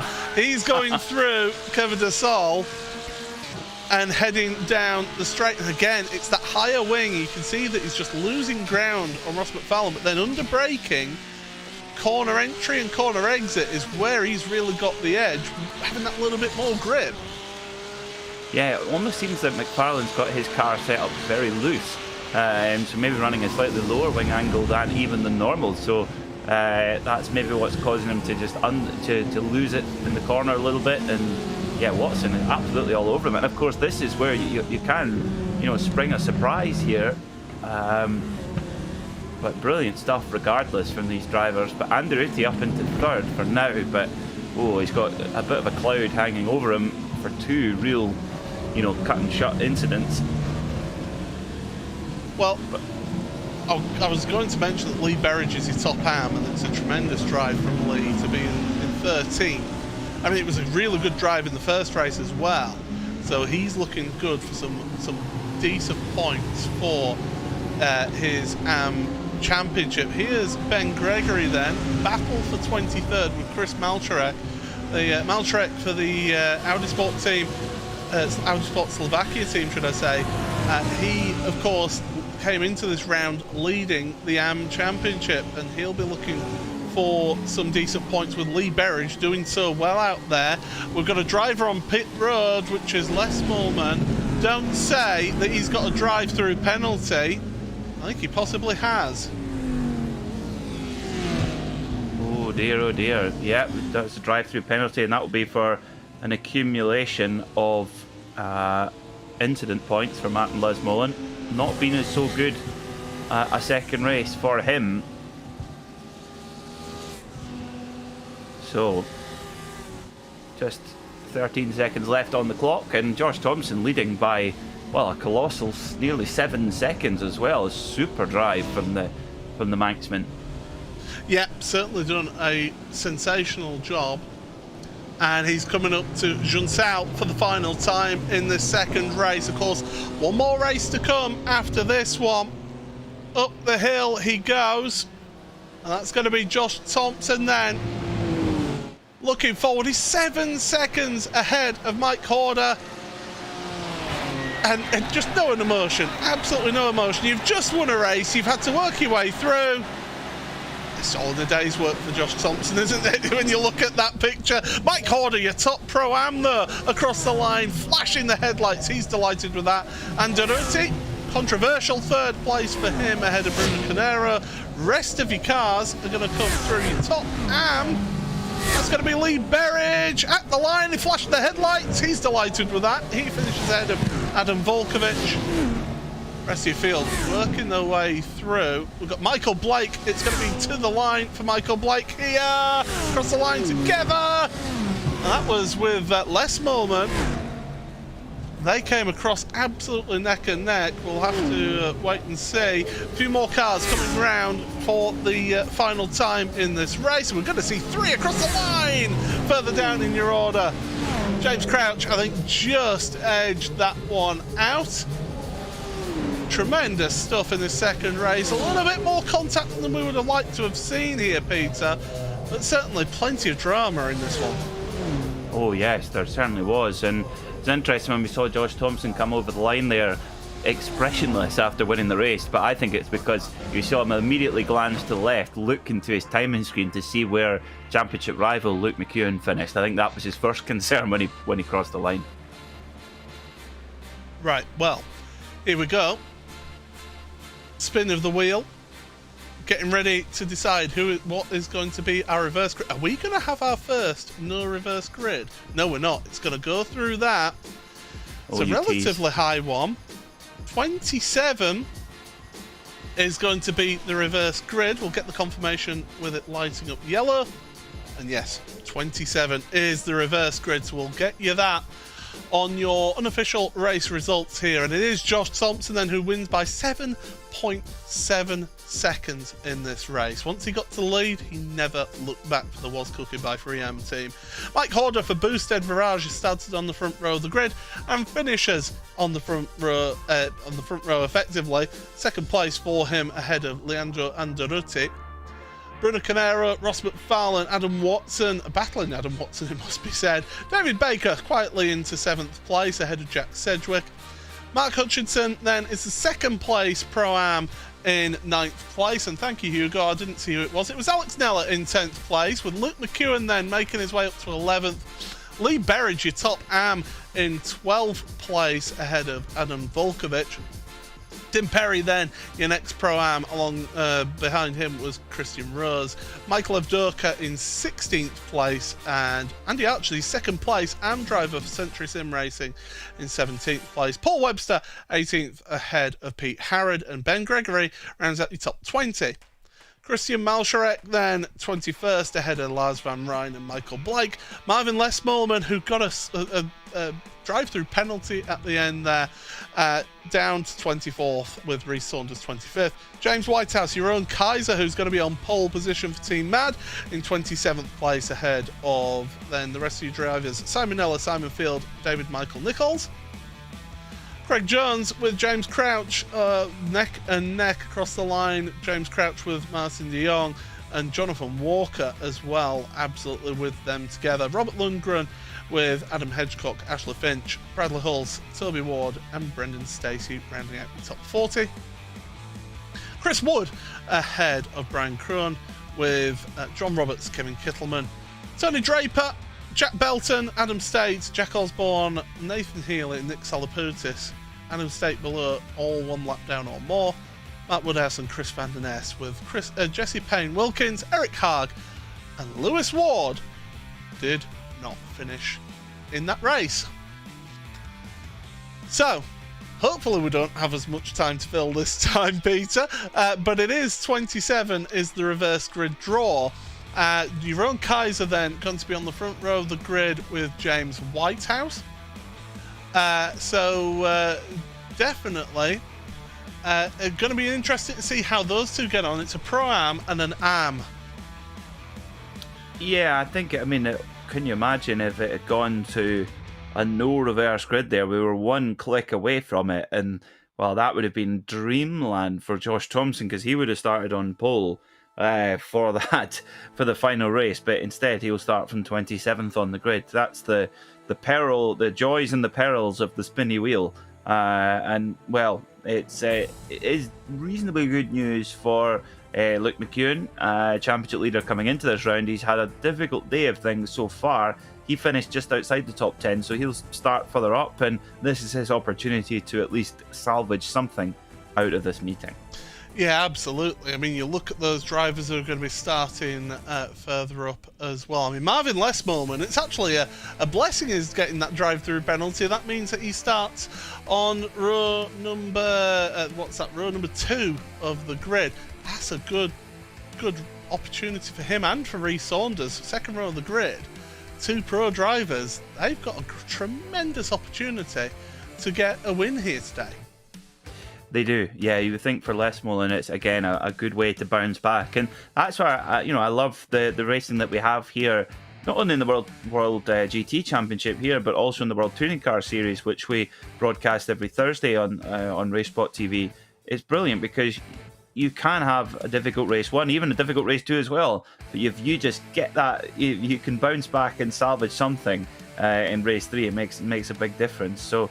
It's an interesting format, and you've got to be the complete driver to win the championship. Obviously, we have our 20-minute sprints, we have our 40-minute features with a pit stop, and then our hour and 40-minute endurance. I think it's a wonderfully complete test of a driver, I think, this World GT Championship. Yeah, because you've got that strategy play of an endurance race, which, by the way, one of the best endurance races we've had in the World GT Championship was that first round at Daytona. That was tremendous stuff. Then we had Silverstone last week, which again, a little bit of a test of strategy, but also a reverse grid with the 2 40-minute races. Again, it was tremendous evenings racing last week, and this week we're getting treated to something else, that's for sure. Plenty of action out there with the 3 sprint races. So you're right there, Peter. You've got that great mix of the drivers, some that will favour the sprint races, some that will favour those endurance races, and those like Goldilocks who like it just in the middle, just right. Just right. I've been having quite a lot of porridge actually over the winter. It's good. Yeah. Are you a porridge man too? What do you go plain, or do you put anything on it? Oh, I like a little bit of a banana in it. Oh, a little bit, and that gives you a bit of a sugar boost. Yeah, and then the heat from the porridge will caramelise the sugar and the banana a bit, and very clever.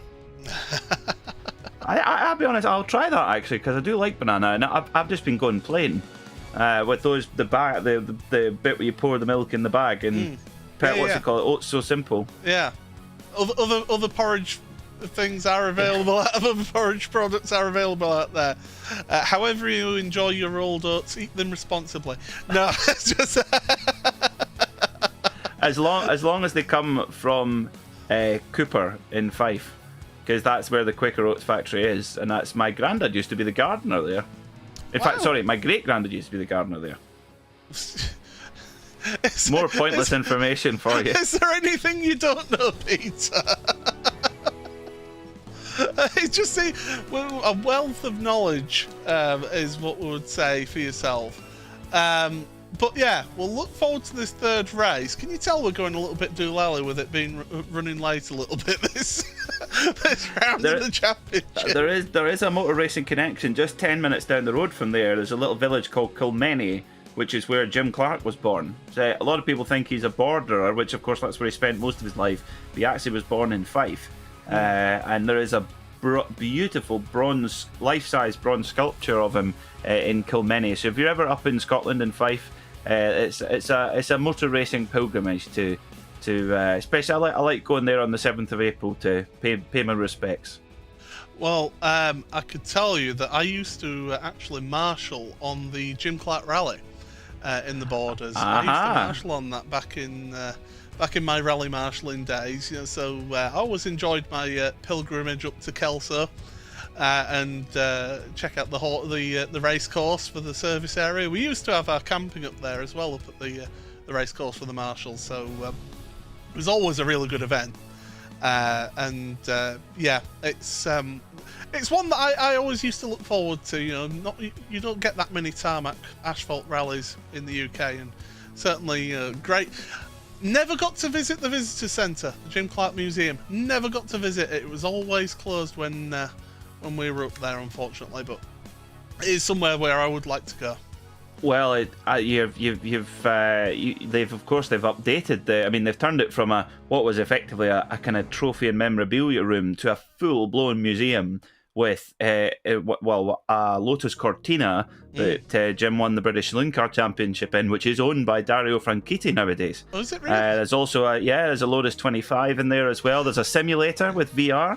And amazing collection of artifacts. So yeah, could not recommend it higher. If you go to the Borders Jim Clark Museum, it's absolutely fantastic. And the trust, the very, very small group of people put in a Herculean effort to gather the funding to build the facility.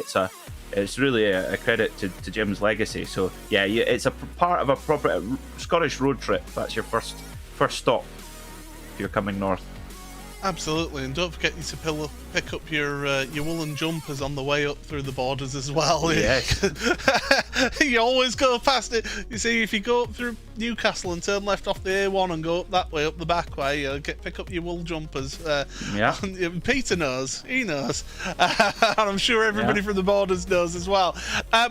We've got this one more race to go here in this one. You won't need to wear a wool jumper, that's for sure, with how hot the action has been out there, let alone the track temperature. Final race of the evening, is it a case of if you've not had the greatest day, do you just try and just get a result out of it, or do you really try and push on and get as best a result as possible here if it's not gone quite your way? Yeah, that's the tricky bit, is that how much do you risk? I think for somebody for Luke McEwen, there's only one speed when you're trying to win the championship. You cannot dither. Let's be honest, he's not a ditherer, is he? No. He has been okay. Today has not gone his way, but up to now, he's been the star of the show in this championship. I mean, Daytona, to win that head-to-head battle with Thompson was just, as you mentioned earlier, was just stunning to watch. Silverstone, he was just on that little edge better, I would say. But today, it just shows you if you just make that one mistake, it can hurt you. I mean, I think I can see from our fans chatting away on our RaceSpotTV YouTube stream, chatting away, and Leandro actually coming in and defending himself. Fair play. I admire your bravery, Leandro. But yeah, it's that's the thing, is that's gonna hurt him. Going forward, what the penalty will be, if there's a penalty, we don't know. But it just shows you that you've got to be quick, but also you've got to keep yourself out of these incidents too. You do, that's for sure. We have got the session up. There's about 3.5 minutes remaining before we get going. There's the condition, so it's cooled off a little bit for the drivers out there. We're later on in the afternoon now. 46 degrees track temperature. As I say, the high that we had in that middle race was 56.7 degrees Celsius. So it is incredible how these cars, when the tyres get too hot, they just feel like they're just, as I said earlier in the race, they're on marshmallows. They just feel like that you're ripping them to shreds. Yeah, the tyres really do take a punish. I mean, here at Interlagos anyway, because you're there's so many long corners as well where you really are stressing the tyre on both sides. It's not as if even you're stressing just one side. You're really putting a lot of effort through the tyre. So it's just cooled off a little bit, but 46 degrees Celsius is still huge track temperature. So it'll still be a little bit slippy and greasy for these drivers in this final race. One thing the drivers will be glad is that because it's a simulator, you don't have all the G-forces that you normally experience, because it is an anti-clockwise or counter-clockwise for our friends across the pond.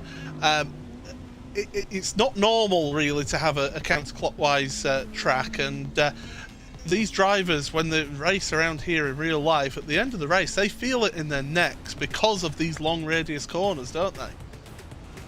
Yes, they would do. Yeah. I mean, I wouldn't want. Yeah, imagine driving an F1 car around here. Woof. You really need a neck of steel. I actually saw the other day a video of Pierre Gasly doing his neck exercises in the gym. I think my neck would literally snap off my shoulders if I tried to do that, and it just looks painful. But yeah, when you wake up and you've slept funny and you wake up with a sore neck, that's what it's like driving an F1 car. I mean, I'd give it a go. I used to play rugby, so yeah, I'd give it a go with that one. I think I'd maybe about half of a rep, possibly, on that one. That's you've got the Yorkshire neck though. I've just got a yeah, weak Scottish little pipe cleaner neck. Right, we have got a minute and 15 remaining. Don't forget that this is the World GT Championship here, and it is round number 3. The first of your sprint races, sprint events here this evening. And of course, the World GT Championship is supported by 3M, title sponsor for a number of seasons now. And they've been joined this year by Coach Dave Academy, so make sure you check out those two sponsors. And also Immortal support the series as well, so make sure you go and check out those brands whilst you're there. And of course, coverage here on RaceSpotTV. Paul Smith, Peter Mackay in the commentary box, with Hugo Luis behind the scenes on the production. And well, we are getting set for this final race of the evening, a 27 car reverse grid. There's our drivers, our wall of drivers that are providing us a behind the scenes look at how things are going on. And Leandro's taking the shades off. I mean, he must have, I hope he realises that he does have a brightness control on his monitor there. He can turn down the brightness. It looks like he's sat next to the surface of the sun there. Yeah, maybe he needs to put the sunglasses back on again, perhaps. But yeah, it's the Swiss Liam Gallagher there is Leandro Andretti. Well, we are getting ourselves set for this final race, so we'll be able to go through your grid for the final time here this evening. And it is your own Kaiser and James Whitehouse, a Pro-Am and Am on the front row of the grid, with Rhys Saunders and Marvin Lismolman on the second row of the grid, with Michael Blake and Lars van Rijn, row number 3. Row 4 for Chris Malcharek, with Ben Gregory, Pete Harrod, Paul Webster share row number 5, and Andy Archer, Michael Avdoka, row number 6.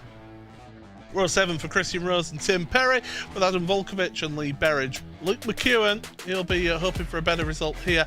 And also Hugo, once again, moves it too quickly for me to see that in 18th place, it was, of course, Alex Neller. Mark Hutchinson and Jack Sedgwick, with David Baker, Adam Watson, and then Ross McFarlane, Bruno Canero run the next row of the grid, with Leandro Andretti, Mike Horder, Josh Thompson, your race winner from race 2, Simon Neller, Simon Field, and David Michael Nichols, rounding out row number 15. Row 16 for Craig Jones, James Crouch, with Martin de Jong and Jonathan Walker, Robert Lundgren and Adam Hedgecock, and Ashley Finch, Bradley Hulls, Toby Ward, Brendan Stacey, Chris Wood, Brian Crone. Still more to come here. John Roberts, Kevin Kittleman, Tony Draper, Jack Belton, with Adam Stace and Jack Osborne. And the final few positions here: Nathan Healy, Nick Salaputis, Matt Woodhouse, Chris van der Ness, Jesse Payne, Wilkins, and Eric Haag, with Lewis Ward, the final position on the grid. Well, we made it through the grid once again. The Chevy Pace truck is out there, and your own Kaiser setting the pace. Final race of the evening, Peter. We've not had any safety cars as of yet. Hopefully we don't get one in this final race, but now I've given it the commentator's curse. Who are we thinking for the race win? Is it going to be Saunders or Lesmorland? My money's on Lesmorland, I would say. Don't write them off. Second row of the grid, but also don't write off the rest of them as well. Further down, you've got Pete Harrod. He's a race winner and a champion in the past here in the World GT Championship. Adam Volkovich 15th. Don't forget Luke McEwen 17th. Don't write any of them off. But we're getting set for the start of this race. The pace truck will pull off to the side and into pit road. We're on Kaiser. Going to get on the loud pedal for the final time here tonight in the World GT Championship. Gets a good launch compared to James Whitehouse. Whitehouse going defensive on Saunders. Michael Blake looking to the inside of turn 1. Onto the brakes for the first time on this particular race. Down through the centre S we go. 2 wide, 2 by 2 by 2. There's an accident further back. Everybody's still going though. That's good to see. As we go down through Cover de Sol onto the back straight. Adam Hedgecock is off. Oh, and Chris Wood, he's had an absolute nightmare out there today. He's involved in an incident. Oh, big incident. Leandro Anderotti, what on earth happened there? Well, Anderotti coming in at incredibly excessive speed. I wonder what was going on there. We'll try and get another look from the onboard shot, I think, from Anderotti, because that was, oh dear, be careful, rejoining, and wow, that is a huge incident for Anderotti. So really 0 to 0 after winning race 1 in such confident fashion, and then getting, having a good finish in race 2, but with a couple of controversial tangles. And then, well, then there was that. I mean, the amount of speed that he still had when he approached the corner was extraordinary, Paul. It was like his brake had failed or something. Well, it's either sort of looks like a brake failure, or it looks like he missed his braking point, or even he was helped as well. That could well be a possibility in all of that. Luke McEwen, by the way, up to 10th place already through all of that. It was almost like an RKO out of nowhere from Anderotti. Kaiser and Les Moorman across the line at the front, and it's Les Moorman who takes the lead here. Kaiser couldn't hang on at the front, and that allows Les Moorman to work his way past. Saunders is in 3rd place as they go down. And look at the gap actually between them and James Whitehouse. The rest of the field working their way through Cover de Sol. There's a bit of a check up here, 2-3 wide. Into the brakes, the 93 of Christian Rose there. They've got Jack Cedric with him as well. Through, descending the Lago and up the hill towards Ferradura once again, and the drivers are still sorting themselves out here, Peter. This just shows how intense these reverse grid races are. Yeah, they're very intense indeed, and I think this is a fascinating situation, because Les Moorman, he's got the clear air now. He's really got to push hard because McEwen is on the move. The gap has been about 4.3 seconds between them since Les Moorman hit the front. The difference is McEwen's obviously got to get his way through another 6 cars, which is what he's setting to work on right now. But this is Les Moorman's opportunity to try and build a gap that's unassailable. So let's try and see what happens to Anderotti. I think you're right. I think he did get help. It's one of the 3M Lamborghinis behind him who just nerfs him, and yeah, there's nothing Anderotti could have done there. And once he was on the grass, there was no way of slowing that Audi down. And to be honest, that was just lucky that didn't clear out more cars. But that for Carnero, that will be a dim view will be taken there, I think. Alex Neller, I think it was, who he took with him, and that boosted Virage car then dropping all the way down to 49th has Alex, and he's back up and running once again. But going through the field here, Michael Blake looking like he's losing the position to Chris Malchek, and also Pete Harrod going past him as well. There you see them. Pete Harrod, the Century Sim racing driver, moved teams at the end of last season. Oh, getting pushed wide there, and here's come Luke McEwen out of nowhere. Oh, a little bit of a rub. Give it a wax and a polish as well while you're at it, Luke. Through he goes, now up into 6th place for the Logitech GL2Z Sports driver. Yeah, next up is the number 46 Audi of Chris Malchurek. The red and yellow flashes and makes that move nice and clean. Does McEwen. And well, we're going to be talking about a number 46 Audi in the 2022 season in the Fanatec GT World Champion, a certain Valentino Rossi, switching from 2 to 4 wheels, so he'll be in a number 46 Audi R8. So McEwen on the move now. Whitehouse is his next target, and actually it's been a relatively steady start to the race for Thompson. He's down in 16th place, so a little bit of a steadier run through the pack for Thompson, so he's got a bit of work to do over the next 15 minutes. Certainly does. Maltrek coming under pressure from Pete Harrod now. Got Paul Webster behind him as well, one of your one of your AM championship contenders, and that is the view that the Evo SR driver had of that instant. My goodness, I think he'll be counting his chickens, not counting his chickens, but certainly getting a lucky pebble, lucky underpants, whatever, after seeing that happen right in front of him. Oh, yeah, well, we always talk about how the Evo SR machines look like the old Tequila Patron machines, the sports cars. Of course, Tequila Patron are very involved in sports car racing for quite a long time. So you maybe need a shot of Cafe Patron after that one, just to, you know, ease the nerves. Because that was, oh my goodness, that was close. Been a difficult night at the office for Jack Sedgwick, but there he is in the black Ferrari, just at the back of shot there. Difficult night on the points for him, but he's 10th right now, and a good score here would at least steady the ship a little bit, but hasn't been Sedgwick's night. Looking back then, so I think this is at the start, and here we go. There's Andretti, and wham! Oh, and he took Adam Watson with him as well, so we thought it was just the boosted Virage car, but it was also Adam Watson, the Team Mad car, who got taken in all of that as well. 13.5 minutes remaining in this one. Paul Webster, was that Webster into the back? Well, no, Sedgwick. Malcharek ends up into the wall. I thought it was one of the Immortal cars who got into the back there of Malcharek. He carries on, but he's got a very, very damaged rear wing, and that Audi, I mean, it snaps on you at the best of times, does the handling of that car. That's going to feel like a pig.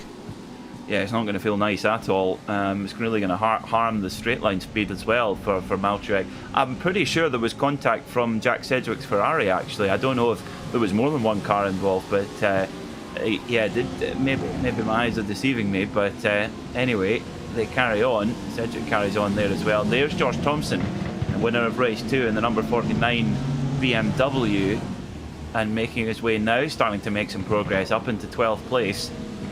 And McEwen is up, oh my goodness, is up to 3rd now, but in time he's only taken about half a second out of Les Moulin, but crucially he's got those places, he's got the cars between him and Les Moulin disposed with, and then we'll see in the lap times. Les Moulin's best at the moment is the 132.453. McEwen's actually slightly slower, 132.571. As they go up the hill there and across the line once again. Here's a replay then. So Sedgwick is on the right hand side. It's the Porsche, and then both. Yeah, so it is both who get into the back of him, and off he goes. And we've got a car in the middle of the track there. That's possibly the worst place. And James Crouch, I think, quite wisely decides, I'm getting out of here and I'm taking a tour back to the pits. Thankfully, you can do that in sim racing, because there's no worse feeling than being facing the wrong way in the middle of the track down that start and finish straight with cars just flying at you. Yeah, and let's see what happened here to James Crouch. He gets Gregory. It was Gregory Ben Gregory that he made contact with. Yeah, Gregory just sort of moves across, and I'm definitely not deliberately, but slightly clumsily, it must be said, and just sort of drives into the quarter panel. And if you do that at that speed, there's your result. Pretty now silly. These two at the front, Les Moulin and Saunders, they don't want to fight each other, do they, Peter? They want to just work together and try and keep as far ahead of McEwen as possible. Exactly so, yes, that is critical. They'll know that McEwen's coming. They'll have their spotter or teammates or whatever telling them, saying, yeah, McEwen's on the way. It's now 3.3 seconds from the leader, back to McEwen in 3rd. But yes, Saunders, if he's got to play this one clever and take his opportunity, as does Les Moulin. And yeah, I think Saunders is playing the game here, very smart, because as soon as he starts sending moves up the inside of Les Moulin, the lap times drop away so fast, and McEwen will be right on top of them. Yeah, they certainly are sort of working together. Last lap, 33.0 for Les Moulin, 32.8 for Saunders, 32.6 for McEwen. Now, with McEwen, because he's had to fight his way through the field here, Peter, is that a case of maybe he's used up and put a lot of heat through those tyres, and it's just affected him in the second half of this race now? Could be, yes. That could very much be the case, and we know that we've mentioned that Audi is a pretty sharp tool and it can bite back if you take any liberties with it. And when these high track temperature conditions, makes it very greasy and just makes that challenge of driving that Audi even harder. So at the moment the gap is very, very close between Saunders and Lesmullen, and McEwen now down to about 3 seconds as a very smiley Lord Hedge, Adam Hedgecock, with the fish tank in the background. Poor old Hedge, he's had a really difficult day at the office, but he still enjoyed himself. Absolutely. He's not had a good day of it so far in these races, but certainly enjoying his fight further down there in the order in 43rd. He's got Jack Belton, Alex Neller and Toby Ward all in front of him right now. Just to give you a little bit of a rundown of where people are at the moment, is your pro drivers, Les Moleman, Saunders and McEwen, first, second and third. They're your top pro drivers. Your top pro-am driver at the moment is your own Kaiser in 5th place. The next pro-am driver is Paul Webster in 9th and Christian Rose in 12th place. Your top am driver at the moment is actually James Whitehouse, the number 5 car, in 7th place. He has got then a nice bit of a gap between himself and the second place am driver of Michael Blake, who is in 15th. Chris Malcharek, who we've seen a little bit in the wars, down in 17th place out there right now. So there's your how things stand for the AMs, Pro-Ams and the pros out there. Les Moleman, though, doing a good job at the front of your field. They lost about 0.3 of a second last lap from your 3rd place Luke McEwen, as there goes Sedgwick on your own Kaiser. I think Kaiser is just picking and choosing his battles, but if he's not too careful, he'll have Paul Webster and Christian Rose catch up to him soon. Yes, he will. I'll have to be very aware of that. 7.5 minutes to go here in this final race of a sprint round here at the World GT Championship at Interlagos. And McEwen is taking time out of Lesmullen and Saunders, but not necessarily, Paul, at the rate that he needs to make a challenge for the win. It's a question of if Saunders and Les Moleman start fighting in the final couple of laps, I think that's when McEwen could really come in and just rock up on them and say, "Hi boys, I'm here now," and really put a cat amongst the pigeons, because he's only 2.7 seconds back off of your race leader right now. We've got Michael Avdoka in 5th place, fighting it out with Pete Harrod, former teammates. Don't forget, they will certainly be fighting each other tooth and nail as they go through Ferradura, and Jack Sedgwick getting held up in all of this. But Avdoka makes his way past Harrod, and Sedgwick is trying to follow him. Yeah, there's Avdoka there in the white and blue Pure Sims Lamborghini as Sedgwick, having a little look there, showing the nose of the Inex Ferrari, but no, can't get the move done on now. That is Pete Harrod. Yes, it is Pete Harrod in the number 40 Lamborghini there, the black Century 7 machine, the yellow stripe. And then one of the Porsches just behind Sedgwick is your own Kaiser, leader in Pro-Am, with James Whitehouse in the top 10 overall, and top of the AM class. Super drive from James. And look who's coming through as well. Josh Thompson. There goes Sedgwick to the inside of Harrod into turn 1. It's going for Avdoka as well. I think he's outbraked himself a little bit. Harrod's trying to take advantage. It's 3 wide, and here comes Josh Thompson to say, right, I want a piece of the action here now. Hey. Through the Curva de Sol once again. A BMW, Ferrari, and 2 Lamborghinis duking it out for 5th place in this race. You can see the movement that Thompson got then under braking. Give each other space while they're allowing Avdoka to pull away. Sedgwick just has a nose ahead, but Pete Harrod does have the inside line for Ferradura. Where does Thompson go? Does he try and duck under and try and get the inside for the next corner? Well, I think if for those who were watching very carefully there, and it's a rare sighting, we saw Josh Thompson crack a smile there. Sorry, Josh. But yeah, no wonder he was smiling, because one of the Team Mad Porsches off in the background. But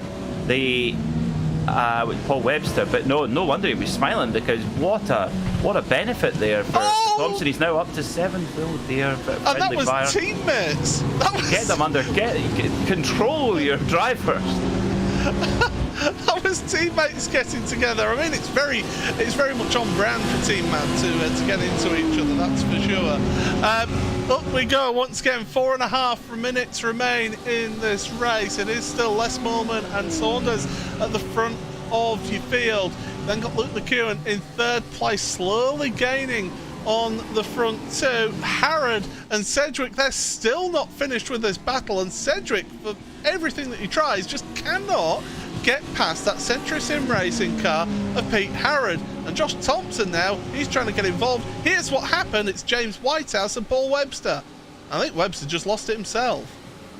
Yeah, maybe a tiny touch, but yeah, not much anyway. But just shows you it doesn't need much to get the car loose, and in these high track temperatures it's so greasy, as Harrod and Sedgwick still banging doors as well. And the only thing now for Josh Thompson is he's saying there's actually, with their running too wide everywhere, there's actually no room at all for Thompson to make his move to try and get some more positions back. As a little wiggle there for Harrod. Is that the opportunity? This Thompson pounced like a mythical Manx shark. Well, no, not quite. To steal a phrase from David Edison, he's trying to go at them like a stabbed rat. He's really trying to get going fast. There's a door open there. He's pried it open with a crowbar, left the space there, so he's going to be compromised for Junsao, and Harrod should get the cut under here. What was the other one? He's all over that like a fat pigeon on a chip. That's one of my favourites. But yes, Thompson trying to use the grunt of the BMW here to try and get past on Harrod, but no. He's going to have to think of another way. Cedric's, he's scampered off saying, see you later, guys. But Thompson, I don't think he'll want to be taking enormous risk right now. Oh, that's pretty, but good move there as well. Classic Senna S move there from Josh Thompson. Shuts the door and makes sure that the move is sealed.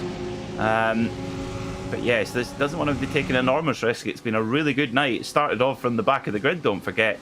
A 14th place, a win, and, well, at the moment, sitting in 6th spot. A good night at the office for Thompson. Shutting the door, that was slamming the door in Pete Harrod's face like an angry girlfriend.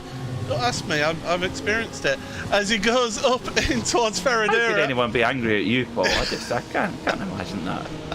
Well, he certainly got that door slammed shut and made sure that Pete never made any moves on him there.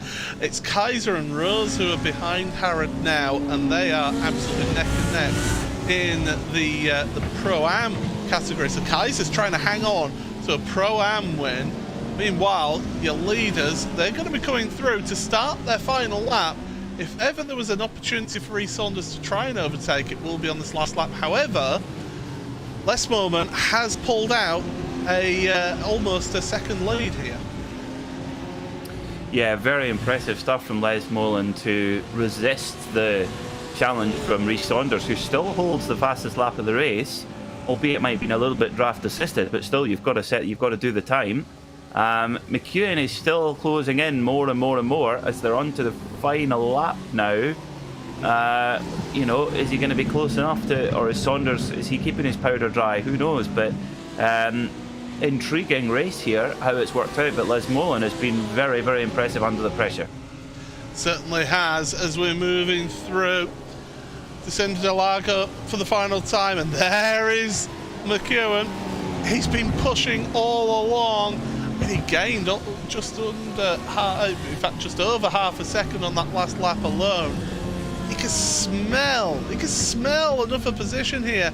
Now Saunders in that BMW seems to come alive through this middle sector, but Audi really does well out of Junsao and up the hill, and that's the important bit around here. But Saunders trying his best, trying to get in that slipstream for the final time as they come down into Junsao. Turn left over the curb. Use the curb on the outside as well, but not too much. It can unsettle the car. And up the hill. White flag is definitely out. That BMW does have slipstream, but that final start and finish line does come at you quickly. And Marvin Les Morman What a drive for the German SimRacing.de team to win. And there we finally get a smile from one of our drivers. Takes the victory here across the line by 0.2 of a second over Rhys Saunders. Luke McEwen up 14 places, up into 3rd place ahead of Michael Abdurka, Jack Sedgwick, Josh Thompson. Pete Harrod finished in 7th, and Jeroen Kaiser, the top Pro-Am, in 8th place. Great result for him. And looking down, it's actually Michael Blake who wins the AM category in 14th place ahead of Chris Malcharek, with Lee Berridge in 3rd place. That's 2 wins and a 3rd place in AM for Lee Berridge. That has done him a world of good here, Peter, for his AM championship standings. Oh, huge, man, a huge haul of points indeed for Lee Berridge. He'll be delighted with that. And that wonderful number 54 BMW. And, well, some great storylines coming out of this race. I mean, after what looked like such a difficult start for Josh Thompson, he's scored a lot of points today, finishing 6th in that last race there as well. But McEwen, although the first two races were difficult for him, didn't get the reverse grid when he needed it, but to recover back up to 3rd place there as well, just keeps himself in the in the championship fight. And if that's going to be a bad meeting, well, that's not a bad position to be in. Well, we will be able to give you your final unofficial race results here of the evening here in the World GT Championship. It has been a late night. We've gone on late. We're into overtime here on the broadcast, but we can tell you Marvin Lesmorman then winner by 0.2 of a second over Rhys Saunders from Team Year 1, with Luke McEwen in Logitech GLTC Sports team in 3rd place. Michael Abdurka, Jack Sedgwick, Josh Thompson and Pete Harrod and the next cars. Jeroen Kaiser of Team Mad, the top Pro-Am driver ahead of Ross McFarlane, with Christian Rose, the 2nd Pro-Am driver in the results here. Adam Volkovich 11th, with Tim Perry 3rd place in Pro-Am for Boosted Virage. Mark Hutchinson, a little bit disappointed I think he'll be with that one. Michael Blake for Simortal, your top AM driver ahead of Chris Malcharek and Lee Berridge for the Audi Sport Slovakia and Boosted Sim Sport cars respectively. Lewis Ford in 17th ahead of James Whitehouse, Bradley Hulse, who finally gets a good result, and Lars van Rijn rounds out the top 20. Andy Archer then 21st ahead of Adam State, Craig Jones, Adam Watson, who got collected in that opening lap incident, with Kevin Kittleman, Tony Draper, David Baker, Mike Horder, the other one caught up in that Anderutti incident, Eric Hagen. Anderutti ends up in 30th, your race 1 winner. Brendan Stacey 31st ahead of Robert Lundgren, with Jesse Payne at Wilkins, Brian Crone ahead of Jonathan Walker, Chris Wood, Nick Salaputis, Jack Osborne, Alex Neller and Toby Ward. Adam Hedgecock with Simon Neller, Martin de Jong, John Roberts, Nathan Healy, Jack Belton, Matt Woodhouse and Benjamin Gregory, with Simon Field and Paul Webster 2 laps down. I'm disappointed with that. Will Paul, James Crouch, Chris Van Den Ness, Bruno Canero, David Michael Nichols, Ashley Finch all did not finish. And well, Peter, we haven't got time for interviews unfortunately, but so just a quick final thoughts here for you from you today. Action-packed racing in the World GT Championship, and 2 weeks time we head on over to Bathurst. What a treat. And everyone gets Valentine's Day off as well, so we all have, we're all winning brownie points on the other side of the fence as well, so that's good. That's very nice. Good thinking from the organisers, I have to say, to set that schedule right. But yeah, Bathurst, who will be king of the mountain? 100-minute race there, or 105-minute race around that wonderful track. It's going to be a corker, and some drivers from today are going to have maybe slightly difficult races as well, to make their way through the pack. I can't wait for it, and the only thing is we have to wait 2 weeks. Absolutely. But I'm afraid that is all that we've got time for you here on RaceSpotTV. Thank you everybody for joining us. 2 weeks time then, February the 21st on RaceSpotTV, 7:50 UK time. It is going to be round number 4, an endurance race around Mount Panorama for you here with the World GT Championship. I've been Paul Smith, he's been Peter Mackay, with Hugo Luis behind the scenes. And what a day it has been for German SimRacing.de winners in Leandro Anderutti and Marvin Lesmorman. Until next time, it's goodbye.